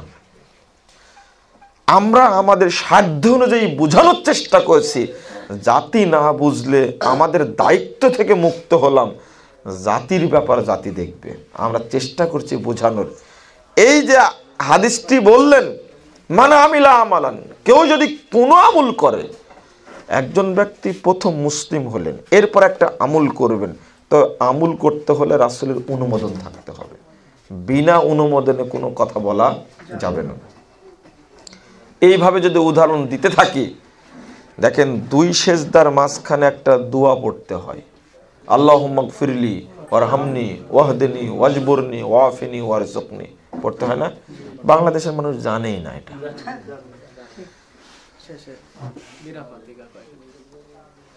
এক রাকাত বেতের পড়তে হবে। দেখেন গতকালকে কসবাতে একটা প্রোগ্রাম হয়েছে, চিনেন কসবা আপনারা? আলহামদুলিল্লাহ, রাজশাহী থেকে যখন রওনা দিই তখন আল্লাহর কাছে দোয়া করছি, আল্লাহ এটা যেন বন্ধ না করতে পারে, তুমি চালু রাখো। তো রাখতে রাখতে দেখলাম আল্লাহ কবুলি করে ফেললো, আলহামদুলিল্লাহ। প্রচুর মানুষ জায়গা দিতে পারেনি, বিশাল প্যান্ডেল। তো সেখানে 28টি দরখাস্ত পড়েছে প্রোগ্রামটা বন্ধ করার জন্য। তখনকার টিওনো, আল্লাহ তাকে হেফাজত করুক, আমিন। তিনি যারা দরখাস্ত দিতে গেছে, তো যে আপনি জালসা করার জন্য দরখাস্ত দিতে আসছেন কেন? আমি তো বহুদিন এখানে আসছি, গান বন্ধ করার জন্য তো কোনোদিন আসেননি। বেটা টিওনো বটে, কই গান বন্ধ, কয়টা গান বন্ধ করেছেন? অমুক দরখাস্ত নিয়ে আসছে, অমুক দরখাস্ত নিয়ে আসছে। মাজাই বল থাকলে ওখানে প্রোগ্রামে যে জিজ্ঞেস করেন, উল্টা পাল্টা কিছু বললে আপনি প্রশ্ন করেন, আর আপনি জালসা বন্ধ করার জন্য আপনার লজ্জা করে না? মাথায় টুপি, মুখে দাঁড়িয়ে আবার জালসা বন্ধ করে দরখাস্ত করতে আসছেন। কয়টা গান বন্ধ করেছেন এই এলাকার? দরখাস্ত নিয়ে খুব সুন্দর করে লেবেল দিয়ে পাঠাই দিয়েছে একবারে। যদি এই টিউনের মতো বাংলাদেশের প্রত্যেকটি থানায় একটা করে টিউন আল্লাহ বসা রাখতেন, তাহলে সহি দাওয়াতটা সব জায়গায় ছড়িয়ে যেত। এই যে মেম্বার সাহেব বসে আছেন, যদি এইরকম প্রত্যেকটি জায়গায় যদি এক একটা মেম্বার থাকতেন, তাহলে আমাদের সম্পর্কে জানতেন আমরা কি বলে থাকি। দেখেন খুব কষ্ট হয়, বলছে এ হলো জেএমবির সদস্য, এটা কি সহ্য করা যায়? আমি বললাম, বেটা তুমি আমাকে চিনো? আমি কে? আমার ব্যাকগ্রাউন্ড জানো? এই বাংলাদেশে প্রথম ব্যক্তি যে জঙ্গিদের সম্পর্কে প্রথম রিপোর্ট দিয়েছি জাতিকে। শুধু তাই নয়, 2005-এ লিখেছি, গোটা বাংলাদেশে তখন আলিম উলামাদের কাছে প্রবন্ধর প্রতিযোগিতা ছাড়া হয়েছিল। ওই প্রবন্ধ প্রতিযোগিতায় আমি অংশগ্রহণ করেছিলাম। 1300 প্রবন্ধের মধ্যে আমার প্রবন্ধটা প্রথম স্থান অধিকার করেছিল। 15ই ডিসেম্বর 2005-এ উসমানী স্মৃতি মিলনায়ন থেকে আমাকে সম্মানিত করা হয় প্রথম পুরস্কার 20,000 টাকার ক্রেস্ট দিয়ে। আর আমাকে বেটা তুমি জঙ্গি বলো, তোমার জিহ্বা টেনে ছেড়ে দেবে, এদিকে আসো। এটা কি সহ্য করা যায় বলেন দেখি? আচ্ছা, এত বড় মিথ্যা কথা কি সহ্য হয়? পুরস্কার জানেন কারা দিলেন আমাকে?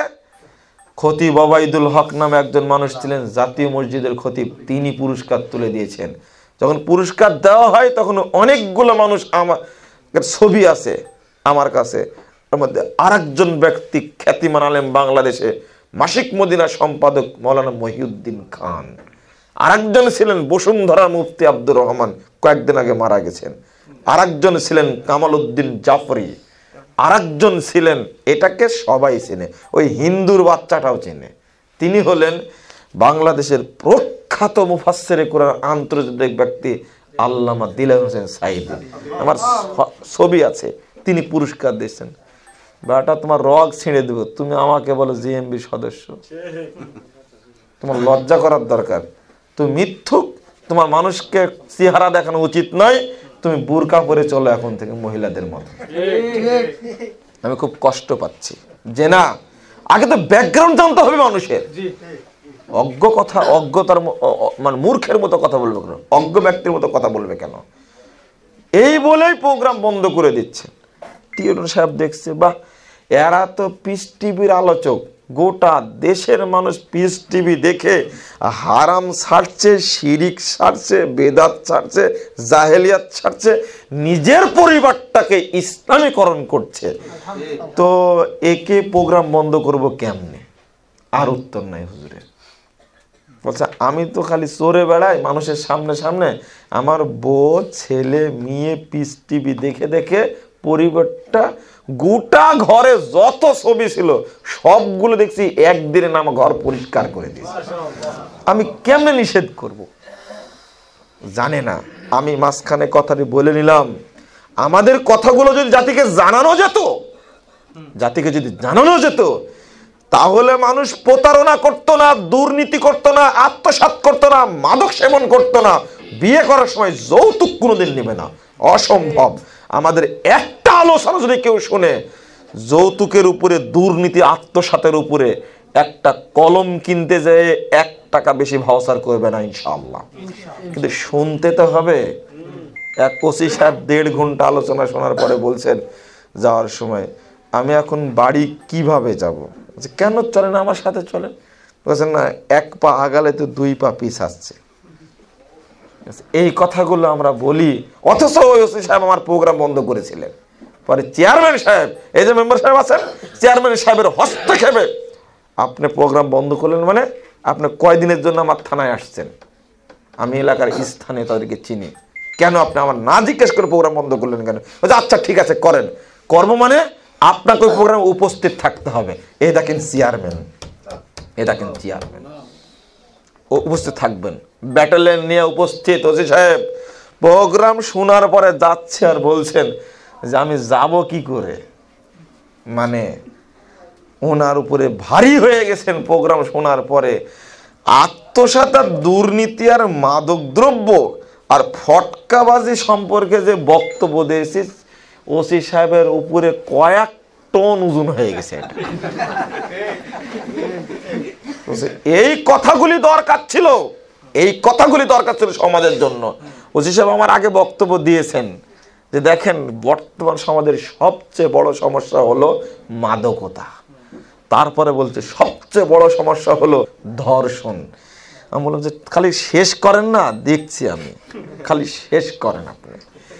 এরপরে ওসি সাহেবকে বসা রেখে দিলাম ধর্ষণ কাকে বলে, আর মাদকতার বেলাল্লাপনা কাকে বলে, মহিলাদের বেহায়াপনা, আর নগ্নতা কাকে বলে, আর দুর্নীতি আত্মসাৎ কাকে বলে। শেষে একটা কথা বললাম যে ওই যে হাইওয়েতে পুলিশরা দাঁড়িয়ে বাস ট্রাকের কাছ থেকে যে টাকা যে 5 টাকা করে নেয়, এটাও দুর্নীতি। এটাও কাল কিয়ামতের মাঠে মাথার উপরে থাকবে। আপনাকে এটা নিয়ে কিয়ামতের মাঠে হাজির হতে হবে। দলিল দেয়া যখন বুঝাই দিয়েছি, শেষে ওসি সাহেবের মন্তব্য এটা ঠিক। টাঙ্গাইলে এক এমপি সাহেব বলছেন, যা বললেন তো বাড়ি যাই কেমনে?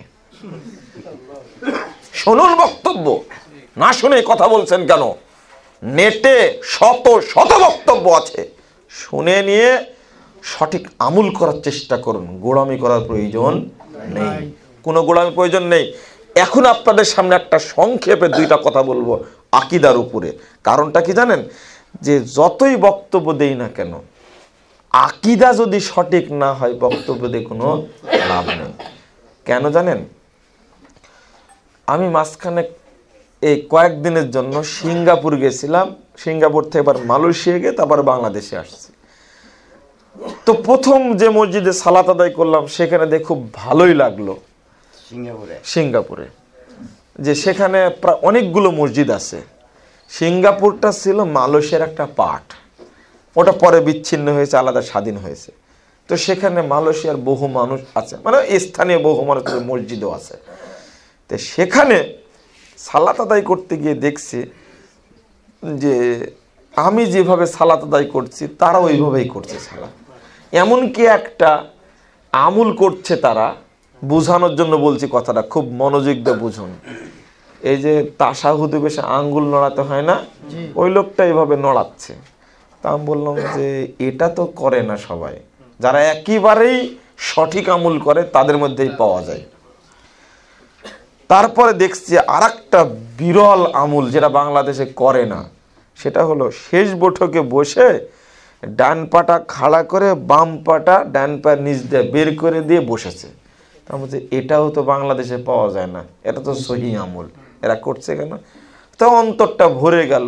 তা আমি ওই ভাইদেরকে বলছি, তো সিঙ্গাপুরে যারা মুসলিম তারা মনে হয় সঠিক আমল জানে। তো হচ্ছে হ্যাঁ সঠিক আমলই করে, পরে আপনাকে জানাবো, চলেন। তো এক মসজিদে ঢুকে এশার সালাত পড়লাম।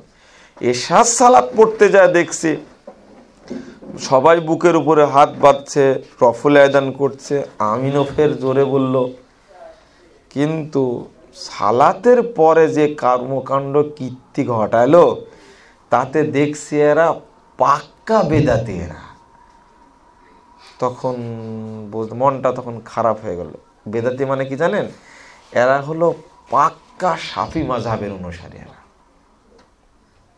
শাফি মাযহাবে একটা নিয়ম আছে, সালাতে সালাম ফেরানোর পরেই এইভাবে হাত দিয়ে চুমু খাওয়া, এটা একটা নিয়ম আছে, ডাইনে এবং বামে উভয়ের সাথে। এটা আমরা পড়েছি, এটা গিয়ে দেখলাম। তারপরে দোয়ার মধ্যে কিছু যোগ করা আছে, তখন ধরে ফেললাম। যারা ওখানে থাকে তারা তো আর বুঝে না, আমি ধরে ফেললাম এরা কাট্টা মাযহাবে। তা আমি কিছু কথা বলি, এগুলো কেন করছেন? তখন আমাকে বলছে না কিচ্ছু বলা যাবে না, সাবধান। বলতে গেলেও যদি বুঝতে পারে এরা হলো সালাফি, এরা হলো আহলে হাদিস, যদি বুঝতে পারে তাহলে আপনাকে সিঙ্গাপুর থেকে বের হতেই দিবে না। নাউজুবিল্লাহ, বলেন কি? অথচ তার আমিনের সাথে মিল আছে, বুকে হাত বাঁধার সাথে মিল আছে, রফুল আদান করার সাথে মিল আছে। অথচ মিল নাই কোন জায়গায়? কোন জায়গায় মিল নাই বলেন তো? আকিদায় মিল নাই, আকিদায় মিল নাই। রাসূল সাল্লাল্লাহু আলাইহি ওয়াসাল্লাম বলছেন, ইদা ওয়াফাকাত তামিনাহু তামিনুল মালায়েকা গুফিরা লাহু মা তাকাদ্দামা মিন যামবি। 780 নম্বর হাদিস, সহিহ বুখারী। আল্লাহ নবী সাল্লাল্লাহু আলাইহি ওয়াসাল্লাম বলছেন, যখন ইমাম মুক্তাদির আমিন আর ফেরেশতাদের আমির একসঙ্গে মিলে যাবে, তাদের পূর্বের সমস্ত পাপকে ক্ষমা করে দেওয়া হবে। এটা হলো ফজিলত। কিন্তু আকীদায় যদি থাকে যে এই আমিন বলার সুন্নাত মূলত পালন করছে আমাদের শাফি মাযহাবে আছে তাই, তাহলে কি নেকি হবে? এই দেখেন পার্থক্য, আকীদাগত পার্থক্য। এখন বুঝেন জিনিসটা যে আমল আর আকীদার মধ্যে কত তফাৎ, কত ফাঁক, কত ফারাক রয়েছে। আপনিও আমল করছেন যা, আমিও আমল করছি তাই, তো উভয়ের আমলে সমানে সমান 100 ঠিক আছে, কিন্তু আপনি কেন করছেন আপনার মাযহাবে আছে তাই, আর আমি কেন করছি মুহাম্মদুর রাসূলুল্লাহ সাল্লাল্লাহু আলাইহি সাল্লাম করেছেন তাই। নিয়াত দুইজনের একরকম হলো কি না। যদিও হাদিসের ফজিলত, আমলের ফজিলত এটা, নিয়াতের কারণে আপনি কোনো নেকি পাবেন না, কারণ আপনার গুড়ায় নষ্ট, গুড়াতেই সমস্যা। আমি যেটা মূলত বলতে চেয়েছিলাম প্রায় শেষ করে ফেলেছি আলহামদুলিল্লাহ। তো এই বুঝটা একটু বুঝতে হবে। দেখেন উকবা বিন আমির আল জুহানি তিনি বলছেন, যে ব্যক্তি একবার সালাতে নফল আদান করবে এই ব্যক্তি 10 নেকি পাবে। নাসিরউদ্দিন আলবানী রাহিমাহুল্লাহ সহিহ বুখারীর একটা হাদিস নিয়ে এসে বলছেন, যে ব্যক্তি সালাতে, যে ব্যক্তি একটা আমল করার ইচ্ছা করবে এবং আমলটি করে ফেলবে, আল্লাহ রাব্বুল আলামিন তার জন্য একটা নয়, দুইটা নয়, 10 থেকে 700 নেকি লিখবেন। রাসূল সাল্লাল্লাহু আলাইহি সাল্লাম আরো বলছেন যে আল্লাহ তাআলা বলেছেন 700কে আল্লাহ দ্বিগুণ করে দিবেন। আর একটা কথা বলছেন আযআফান কাসীরা, আল্লাহ চাইলে অসংখ্য দ্বিগুণ করে দিবেন এটা। তো কথাটা বলতে গিয়ে আলবানী রাহিমাহুল্লাহ বলছেন, একবার নফল আদান করলে 10 নেকি না, তার চেয়ে অনেক অনেক অনেক নেকি হবে। কিন্তু আকীদায় আছে যে আমি হাম্বলি মাযহাবের মানুষ, হাম্বলি মাযহাবে বলা আছে সালাত পড়ার সময় নফল আদান করতে হবে, এর নেকি। আর আমি বলছি রাসূল সাল্লাল্লাহু আলাইহি সাল্লাম নফল আদান করেছেন তাই করেছি, নেকি উভয়ের একরকম হবে কি? ওই আকীদায় সমস্যায় থাকার কারণে নেকি হবে না। আপনাকে কিভাবে বুঝ দিব যে যার আকীদা শুদ্ধ নয় তার আমল করে কোনো লাভ নেই? আকীদা শব্দের অর্থ হলো, সংক্ষেপে বলি, সেটা হলো গিরা বা বাঁধন। এই দেখেন গিরা বা বাঁধন, একটা রুমালে বাঁধন দিয়ে বলছি এই রুমালে 3 ভরি স্বর্ণ আছে। তো আপনি দেখেননি, দেখেছেন কি? না দেখেই শুধু শুনলেন 3 ভরি স্বর্ণ আছে, না দেখেই বিশ্বাস করার নাম হলো আকীদা। আকীদার বিষয়গুলো আমল করা লাগে না। তো যেমন আপনি আল্লাহকে দেখেছেন? দেখেননি, বিশ্বাস করেন? এই দেখেন, বিশ্বাস করেন। জান্নাত জাহান্নাম দেখেছেন? এইগুলো হলো অদৃশ্যের বিষয়। কবরের আযাবের কথা শুনেছেন কোরআন হাদিস থেকে, কিন্তু দেখেছেন কি? বিশ্বাস করেন? সত্যি কবরে আযাব হয়, বিশ্বাস করেন, তাই না? কিন্তু কোনোদিন পৃথিবীর মানুষ জানেও না, দেখেননি, কোনোদিন বিশ্বাস করে। এটা হলো আকীদাগত বিষয়। এই জন্য আল্লাহ রাব্বুল আলামিন বলছেন, যালিকাল কিতাব লা রাইবা ফি হুদাল লিল মুত্তাকিন, মুত্তাকিদের জন্য এই কিতাব হেদায়েতপূর্ণ। পরের কথাটা কি? আল্লাযীনা ইউমিনুনা বিল গায়ব। এই দেখেন প্রথম কথা, মুত্তাকিদের প্রথম গুণ হলো যারা অদৃশ্যে বিশ্বাস করে। কিয়ামত আছে, হবে, মানুষকে উত্থান ঘটানো হবে, কোনোদিন দেখেছি আমরা? কিন্তু বিশ্বাস করি পরকাল আছে, আছে না? এই দেখেন অদৃশ্যে বিশ্বাস করা, এটাই হলো আকীদা। প্রথম ভিত্তি হলো আকীদা। 2 নম্বর কি জানেন? 2 নম্বরটা হলো এই, আল্লাহ বলেছেন ওয়া ইউকিমুনাস সালাহ। 2 নম্বরে আল্লাহ গিয়ে বলছেন কি? এবং যারা সালাত আদায় করে। তো আমাদের 1 নম্বর হলো সালাত, 2 নম্বর হলো যাকাত, 3 নম্বর হলো সিয়াম, 4 নম্বর হলো হজ। আকীদার গোষ্ঠী বাংলাদেশে নাই, এটাকে নির্বাসন দেওয়া হয়েছে শরণদ্বীপে। বাংলাদেশে আকীদার কোনো আলোচনাই নেই, অথচ 1 নম্বর কথা আল্লাহ বলছেন কি? আল্লাযীনা ইউমিনুনা বিল গায়ব, যারা অদৃশ্যে বিশ্বাস করে। আর একটা হাদিস, আর একটা আয়াত শুনুন, সেই আয়াতটা দেখুন তো, 1 নম্বরে আল্লাহ কি বলছেন? আল্লাহ বলছেন সূরা তাহা 14 নম্বর আয়াত, ইন্নানি আনাল্লাহ, নিশ্চয় আমি আল্লাহ, লা ইলাহা ইল্লা আনা, আমি ছাড়া কোনো ইলাহ নেই। কে বলছেন এটা? আল্লাহ। এর পরের বাক্যটা হলো কি? ফাবুদনি, একমাত্র আমারই তাওহীদকে মেনে নিন। ওই যে ইবাদত দ্বারা আমাদের আলেম ওলামা ভুল বুঝিয়েছে জনগণকে, ওমা খলাকতুল জিন্না ওয়াল ইনসা ইল্লা লিয়াবুদুন, আমি জিন মানুষকে সৃষ্টি করেছি একমাত্র আমার ইবাদতের জন্য। ইবাদত বলতে আর ব্যাখ্যা দেয়নি, ইবাদত নয়, লিওয়াহিদুন, একমাত্র আমার তাওহীদকে প্রতিষ্ঠার জন্য। যেখানেই থাকবে সেখানেই তাওহীদটাকে গ্রহণ করবে। এটা লিওয়াহিদুন তাওহীদ। আপনারা মনে বুঝেননি, বুঝেছেন কি? তাওহীদ আগে। এই দেখেন, আল্লাহ ইন্নানি আনাল্লাহ, নিশ্চয় আমি আল্লাহ, লা ইলাহা ইল্লা আনা, আমি ছাড়া কোনো ইলাহ নাই, ফাবুদনি, একমাত্র আমার তাওহীদকে মেনে নিন। আমি যে এক, এটা সব জায়গায় প্রমাণ করুন। তারপরে কি? ওয়া আকিমিস সলাতা লিযিকরি, আমাকে স্মরণ করার জন্য সালাত আদায় করুন। আচ্ছা, এবার প্রশ্ন করি আপনাদেরকে, বলুন তো শ্রেষ্ঠ ইবাদত কোনটি? সালাত, তাই না? এটা জানেন না? তাহলে আল্লাহ এখানে আগে ফাবুদনি, আমার ইবাদত করুন বলতে কি সালাত বুঝালেন কি? তাহলে পরের বাক্য কেন বললেন ওয়া আকিমিস সলাতা লিযিকরি? এই প্রথমটা হলো কি? বিশ্বাস, তাওহীদ। আপনারা তো পড়েছেন ইয়াকা না'বুদু ওয়া ইয়াকা নাস্তাইন, পড়েননি এটা? বলুন তো ইয়াকা না'বুদ মানে কি? তোমারই নিকট আমরা, না তোমারই ইবাদত করি, না না না, এই তো ভুল হচ্ছে। দেখেন, ইয়াকা না'বুদ এর অর্থ হলো ইয়াকা নুওয়াহিদ, একমাত্র আপনার তাওহীদকেই মেনে নিয়েছি। নুওয়াহিদ, এটা আমার আলোচনা শুনে আপনার কাছে নতুন মনে হবে যে না, খুলুন ইবনে আব্বাস রাদিয়াল্লাহু আনহু বলছেন ইয়াকা না'বুদ ইয়াকা নুওয়াহিদ, একমাত্র আপনার তাওহীদকে মেনে নিই। কেন যেন বুঝাতে পারছি না আপনাদেরকে। আমি আরেকটা হাদিস অনুবাদ করব, দেখেন কোরআনের আয়াতের মতো এটা মেনে নিতে পারেন কিনা দেখেন তো। সে আয়াতটা কি? একটা হাদিস, 1397 নম্বর হাদিস, সহিহ বুখারী 1397 নম্বর হাদিস।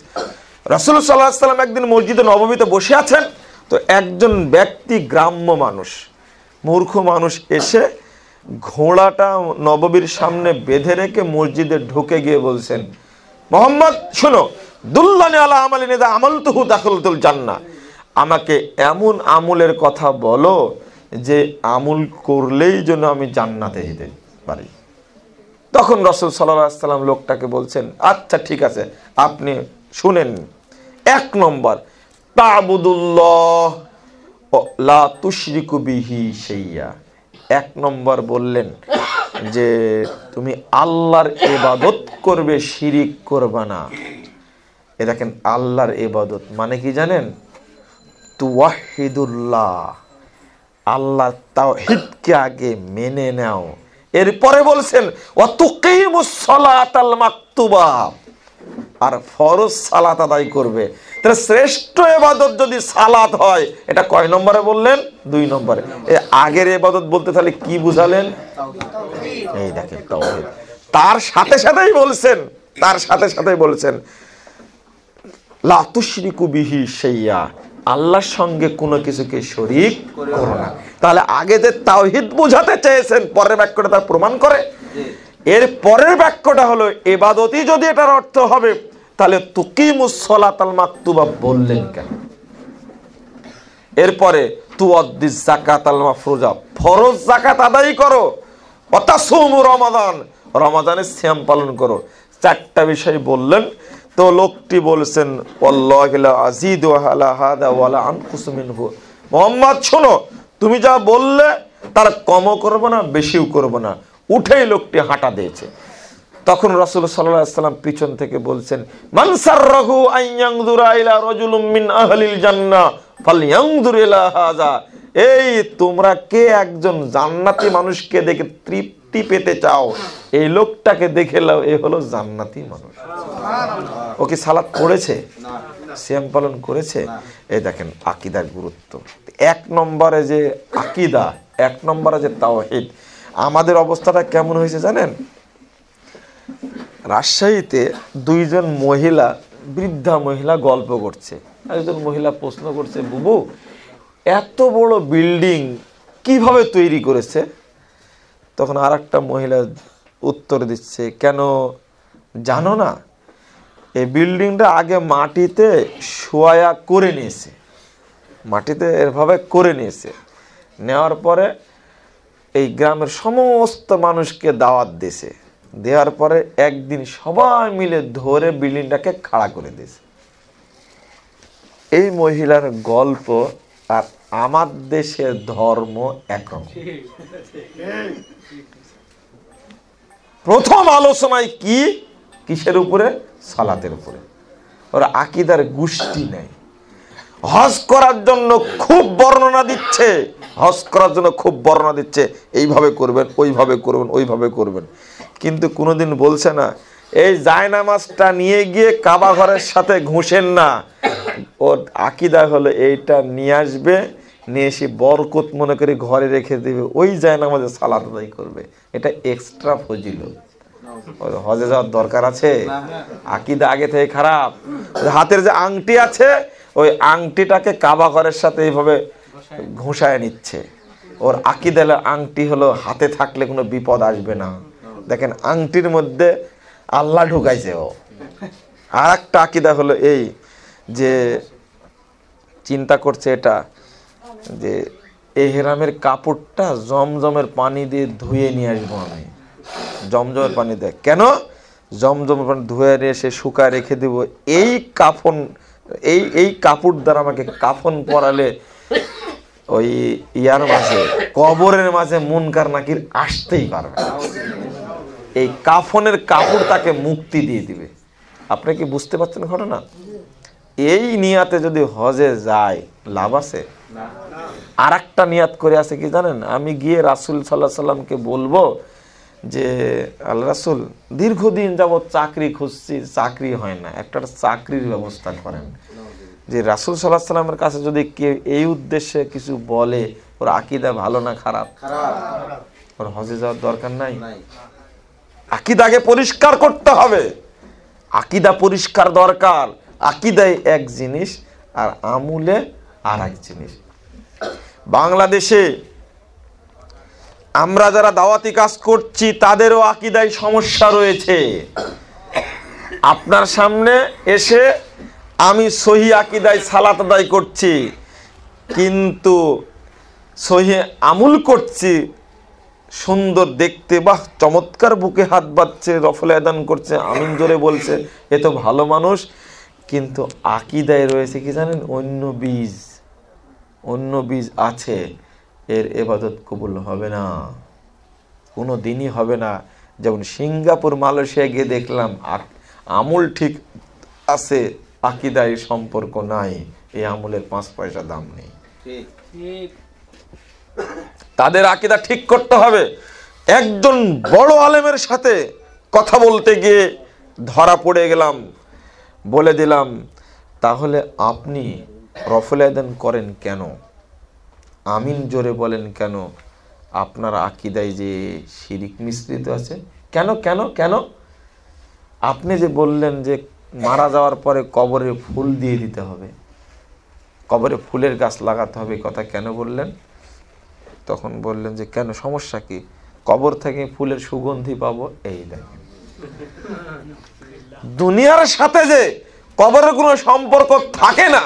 একজন বড় আলেম আমাকে বলছেন, জায়গার নাম বললে আপনারা বুঝতে পারবেন, বিদেশে গিয়ে এই ধরনের কথা বলাতে আমরা যে দেখেন আকীদায় শিরিক রয়েছে আপনার। দুনিয়ার সাথে মানুষের কোনো কন্টাক্ট থাকে না মারা যাওয়ার পরে। তাই তাহলে সহি আমল করে কি লাভ? আর একটা আমল হলো সহি, আকীদাটা হলো শিরিক মিশ্রিত। শিরিক মিশ্রিত। একদিন বক্তব্য দিলাম, তো প্রিন্সিপাল সাহেব আমাকে বললেন যে বাবা, বহুদিন যাবৎ প্রিন্সিপাল আমি, কিন্তু যে কথা আজকে তুমি বললে, কি কথা? উদাহরণ দিয়েছিল একটা কথা, যে বিশ্ববিদ্যালয়ে যখন পড়ি, রাজশাহী বিশ্ববিদ্যালয়ে, তখন দুইটা ছেলে আসছে ক্যাম্পাসে, আমি পিছনে আছি, একজন হিন্দু একজন মুসলিম। দুর্গা পূজার ছুটির পরে ক্যাম্পাস খুলেছে। তো তখন হিন্দু ছেলেটাকে মুসলমান ছেলেটা বলছে, এই তোরা দুর্গা পূজায় যাস কেন? কি খেতে পারে? কলা নিয়ে যাস, মিষ্টি নিয়ে যাস। তখন হিন্দু ছেলেটা খুব লজ্জা পাচ্ছে, চুপ করে আছে। তখন আমি বলছি ছেলেটাকে, বাহ, তোমার লজিকটা খুব ভালো দেখছি, বুদ্ধি তো খুব ভালো, কিন্তু তুমি যে 14ই ফেব্রুয়ারিতে বিশাল একটা ফুলের মালা তৈরি করে নিয়ে যা তোড়া বানায় ওই যে খাম্বার কাছে দিয়ে তুমি নীরবতা পালন করো, ওর তো মাথা চোখ হাত পা কিছুই নাই। কিন্তু ওরা যেটা নিয়ে যায় মায়ের কাছে, ওর তো হাত পা চোখ কান মাথা আছে, ও তো বানায় নিয়েছে। ও তো ঘরের মধ্যে যত্ন করে শাড়ি পরা রাখে, আর তোমার এত ন্যাংটা কিছুই নাই, কেবল ইট বালি সিমেন্ট দ্বারা তৈরি করা আছে।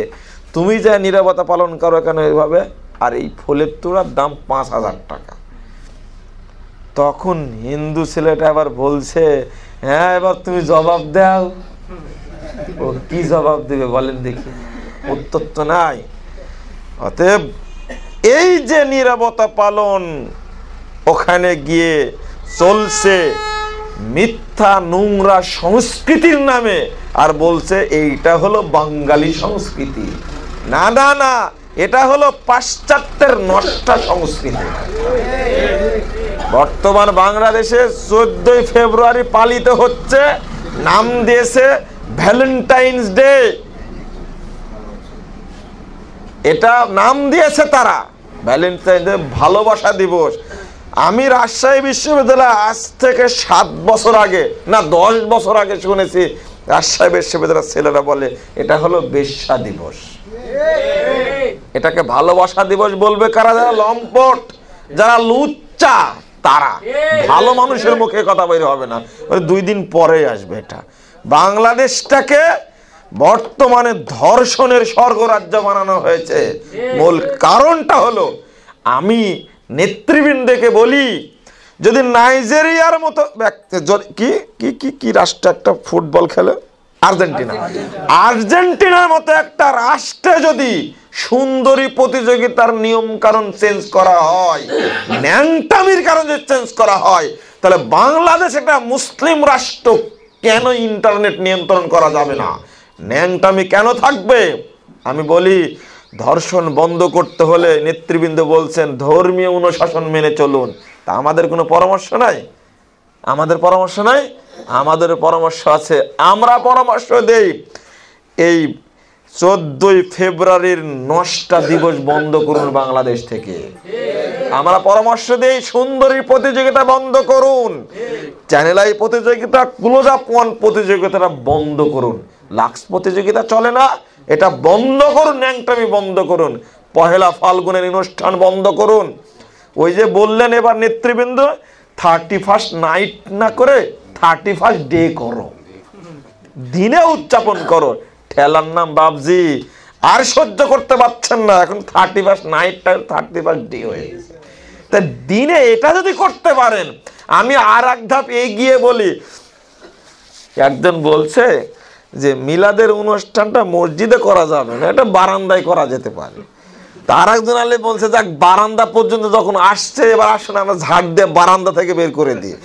আপনারা যখন দিন পর্যন্ত নিয়ে আসছেন এই 31st নাইট, এটাকে যখন দিনে নিয়ে আসছেন, আমি বলবো একটু এগিয়ে গিয়ে আপনাদেরকে পরামর্শ দিয়ে এটাকে ঝাড় দিয়ে বের করে বাংলাদেশের সীমানা পার করে দিন। এটা বাংলাদেশের দরকার না, এটা বাংলাদেশের দরকার না।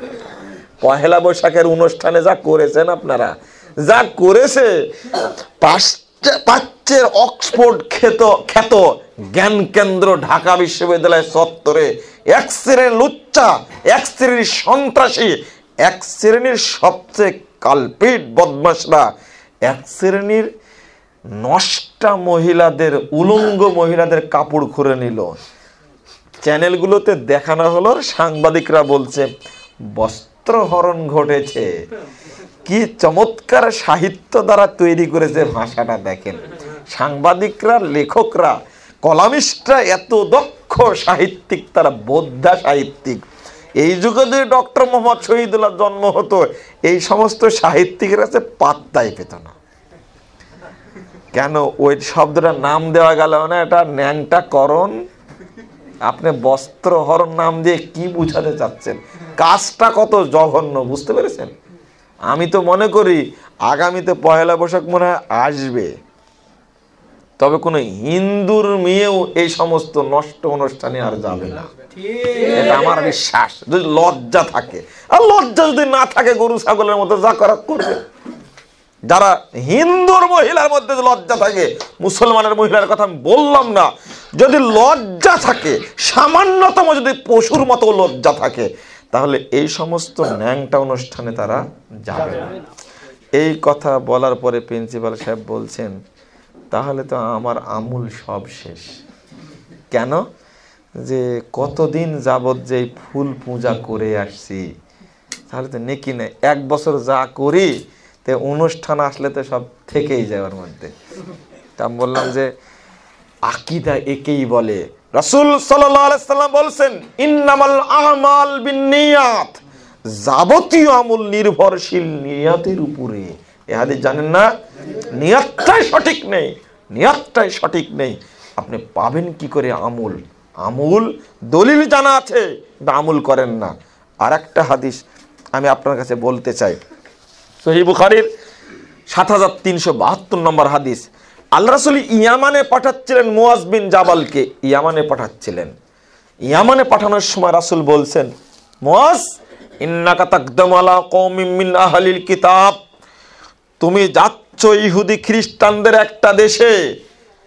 ফাআউয়ালু মা তাদউহুম, তুমি প্রথম তাদেরকে যে বিষয়ে দাওয়াত দিবে, প্রথম দাওয়াত দিবে যে বিষয়ে, আইওয়াহিদুল্লাহ তাআলা, তারা যেন একমাত্র মহান আল্লাহকে এক বলে স্বীকার করে। এ দেখেন, ইওয়াহিদু, তাওহীদকে যেন গ্রহণ করে। আপনাদেরকে বোঝাতে পারছি আমি জানি না যে বোঝাতে পারছি কিনা। প্রথম নম্বরে কি? তাওহীদ। আমল করতে গেলেও তাওহীদ আগে, আকীদা। দাওয়াত দিতে গেলেও আগে কি?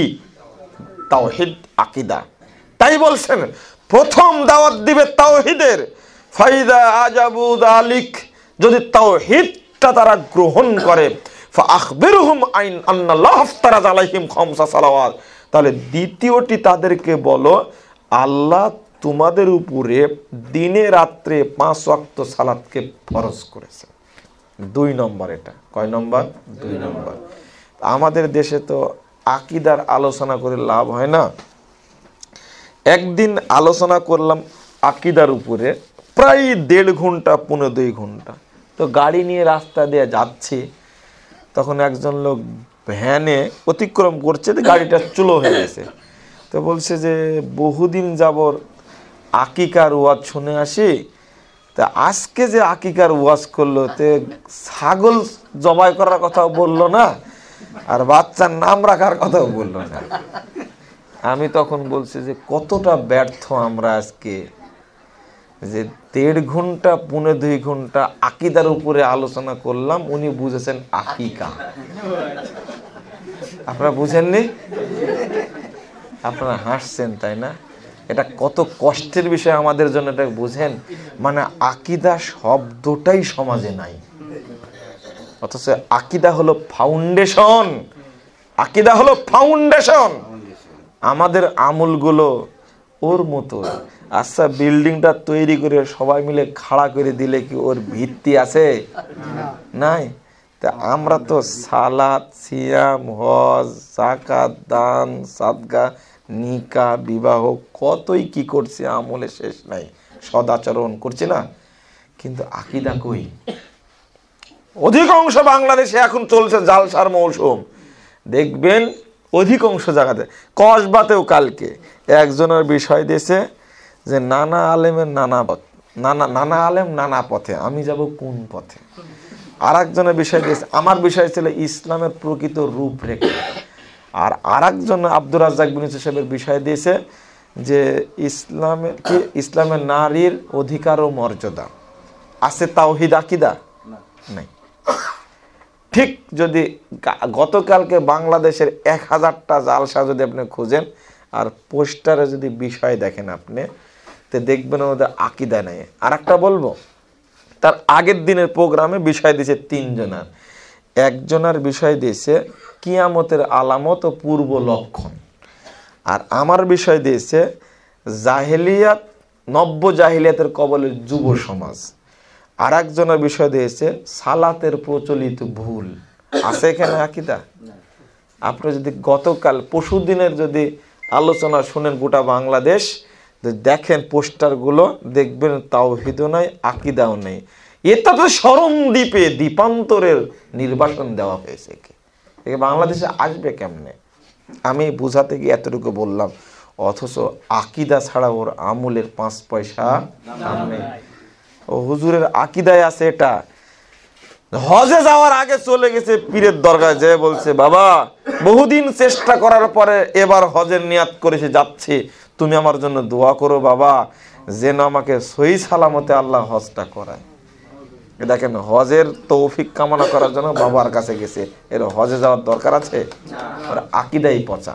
আমার উস্তাদ আব্দুর রাজ্জাক বিন ইউসুফ সাহেব বক্তব্য দিচ্ছেন যে আপনি হজ করতে গেছেন, ফিরে আসলেন, ঢাকা বিমানবন্দরে নেমে গোলাপ শাহ মাজার পার হচ্ছেন, তো ড্রাইভারকে বলছে একটু থামো থামো থামো, 5টা টাকা পকেট থেকে বের করে দিয়ে দিলেন, হজ ওখানেই থাকলো। তো আমি বলছি উস্তাদজিকে যে উস্তাদজি হজ বাংলাদেশে গেল কি করে? মানে এ তো হজ করার পরে বুড়ির বড়োর গাছের কাছে গেছে, যাওয়ার পরে বড়োর গাছের ওই ডালটার ছাল তুলছে আর বলছে এটা হলো বরকত। তখন বলছে যে ও তাহলে হজ তো এখানেই থেকে গেছে, বাংলাদেশে যায়নি। কি বুঝলেন আপনারা? এই বাংলাদেশ থেকে নিয়াত করেই গেছে যে কাফনটাকে চুবাই নিয়ে আসবে জমজমের পানিতে। আচ্ছা, এর আকীদা কি ঠিক আছে? না, শিরক মিশ্রিত। কেমন হয়েছে জানেন আমাদের আকীদা? কেমন হয়েছে? এই যে কম্পিউটার একটা, এই কম্পিউটারটা ভাইরাসে আক্রান্ত। তো একটা পেজে পেন ড্রাইভটা দেখছেন, এই পেন ড্রাইভটা নিয়ে যে একটা ফাইল রাখবেন কম্পিউটারের মধ্যে, পেন ড্রাইভ দেওয়া মাত্রই পেন ড্রাইভে যা ছিল সব খেয়ে ফেলেছে, মানে ভাইরাস আছে। আরেকদিন নিয়ে এসে দিচ্ছেন, বুঝতেই পাচ্ছেন না আপনি, কম্পিউটার অন করা আছে, পেন ড্রাইভ দিতে ওই কম্পিউটারে ছিল, ওখান থেকে নিয়ে এসে এখানে দিয়েছি, পেন ড্রাইভ অন করে দেখছি কোনো ফাইলই নাই। তখন কি ব্যাপার? মানে কম্পিউটারটা কি ভাইরাসে আক্রান্ত? যে ফাইলে দেন, সফটওয়্যার যেটাই দেন না কেন, দেওয়া মাত্রই খেয়ে ফেলবে। তা আমাদের হৃদয়টা শিরকি ভাইরাসে আক্রান্ত। ও সালাত পড়লেও খেয়ে নাই, হজ করলে খেয়ে নাই, যাকাত দিলেও খেয়ে নাই। আমাদের আমলটা এইরকম, বুঝলেন কি? অথবা এমন আপনার হৃদয়টা স্বচ্ছ, আপনি ঠিক বলে পার পাবেন না। আপনার হৃদয়টাও স্বচ্ছ, খুবই স্বচ্ছ, খুব স্বচ্ছ।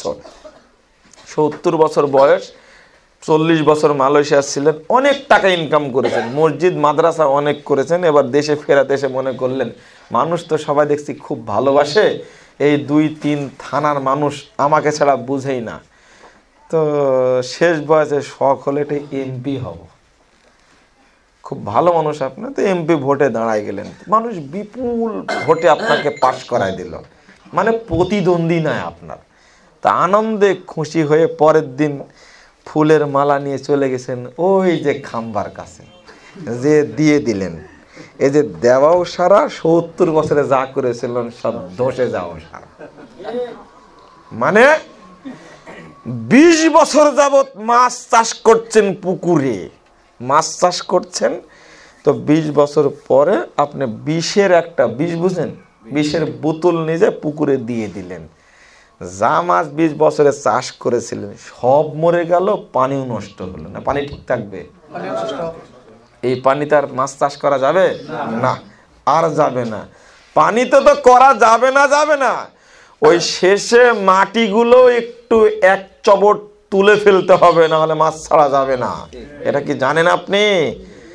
ঠিক ওই যে গেলেন খাম্বার কাছে, ফুল দিলেন তো আমলও শেষ ইমানও শেষ। জি, সালাও শেষ আমল শেষ। জি, বারাকাল্লাহ ফিক। এবার মেম্বার সাহেব বলছেন যে আমও গেল সালাও গেল, আমও গেল সালাও গেল, আমলও শেষ ইমানও শেষ। ঠিক শিরিকের উদাহরণটা এইরকম। আমি না বুঝাতে পারলে আমি ব্যর্থ, আপনারা সফল। আপনারা বুঝুন। আপনারা এই আকীদার ওয়াজটা বাংলাদেশে নাই। কেন নাই জানেন? ব্যবসা বন্ধ হয়ে যাবে, ব্যবসা বন্ধ হয়ে যাবে, আর যাবে না কেউ। আল্লাহ তুমি আমাদের আলোচনাগুলো কবুল করো, আমিন। অতএব আপনারা এই শিরিকি আকীদাগুলোকে আপনারা বর্জন করুন, পারবেন ইনশাআল্লাহ। এবং দাওয়াতি কাজ চালান। রায়পুরার বুকে যখন আজকে তাওহীদের আলোচনা করতে পেরেছি, তখন এরপরে কি হবে আল্লাহ ভালো জানে। আলোচনা হয়েছে আলহামদুলিল্লাহ। আল্লাহ তুমি এই কি তোমরা বললে ইসলামিক সেন্টারকে তোমরা কবুল করো, আমিন। এর মাধ্যমে এই এলাকার সর্বত্র যেন সহি আকীদার তারা বিস্তার করতে পারো, তাদেরকে তুমি শক্তি সামর্থ্য দাও, আমিন। আর যারা গণ্যমান্য ব্যক্তি আছেন এলাকার, মেম্বার, চেয়ারম্যান, শিক্ষিত মানুষ, কলেজের প্রফেসর বা যে কোনো শ্রেণীর মানুষ, আল্লাহ তুমি তাদের হৃদয়টাকে নরম করে দাও, তাওহীদের আলো দ্বারা আলোকিত করে দাও। তারা যেন সহযোগিতা করে এই এতদ অঞ্চলে যে সমস্ত জায়গায় শিরিক বিদআতে ছড়াছড়ি, আল্লাহ সেখানে যেন তুমি নির্ভেজাল তাওহীদের আলোটাকে জ্বালিয়ে দাও। সকলকে আন্তরিক ধন্যবাদ, মুবারকবাদ জানিয়ে দোয়া করে আমি আমার আলোচনা শেষ করছি। আপনারা দোয়া করবেন আমার জন্য, আল্লাহ যেন আমাদেরকে সর্বত্র দাওয়াতি কাজ করার তৌফিক দান করেন, আল্লাহ যেন আমাদেরকে হেফাজত করেন, আমিন। যে আলোচনা করলাম এই এলাকায় হয়তো আমাদের বইগুলো আসছে কিনা জানি না, তো বিভিন্ন এলাকায় বক্তব্য দেই, গাড়িতে কিছু বই আছে, অল্প বই, আপনারা বইগুলো নিয়ে যাওয়ার চেষ্টা করবেন এবং দাওয়াতি কাজ করবেন। আল্লাহ কবুল করুন, আল্লাহুম্মা আমিন। ও জি, এই যে জাল হাদিসের কবর রাসূলুল্লাহ সালাত, এই বইটা বর্তমানে হয়ে গেছে সবচেয়ে বড় আলোচিত বই। যে কোনো জায়গাতেই, ওই যে বললাম যে 28টি দরখাস্ত করেছে, তার 20-এর অধিক দরখাস্তে আমার নাম লেখা আছে যে মুজাফফর বিন মুহসিন যেন আলোচনা না করতে পারে। তাই আলহামদুলিল্লাহ। যাক, আপনারা দাওয়াতি কাজ করবেন, এটা দাবি আমার। কি প্রশ্নোত্তর?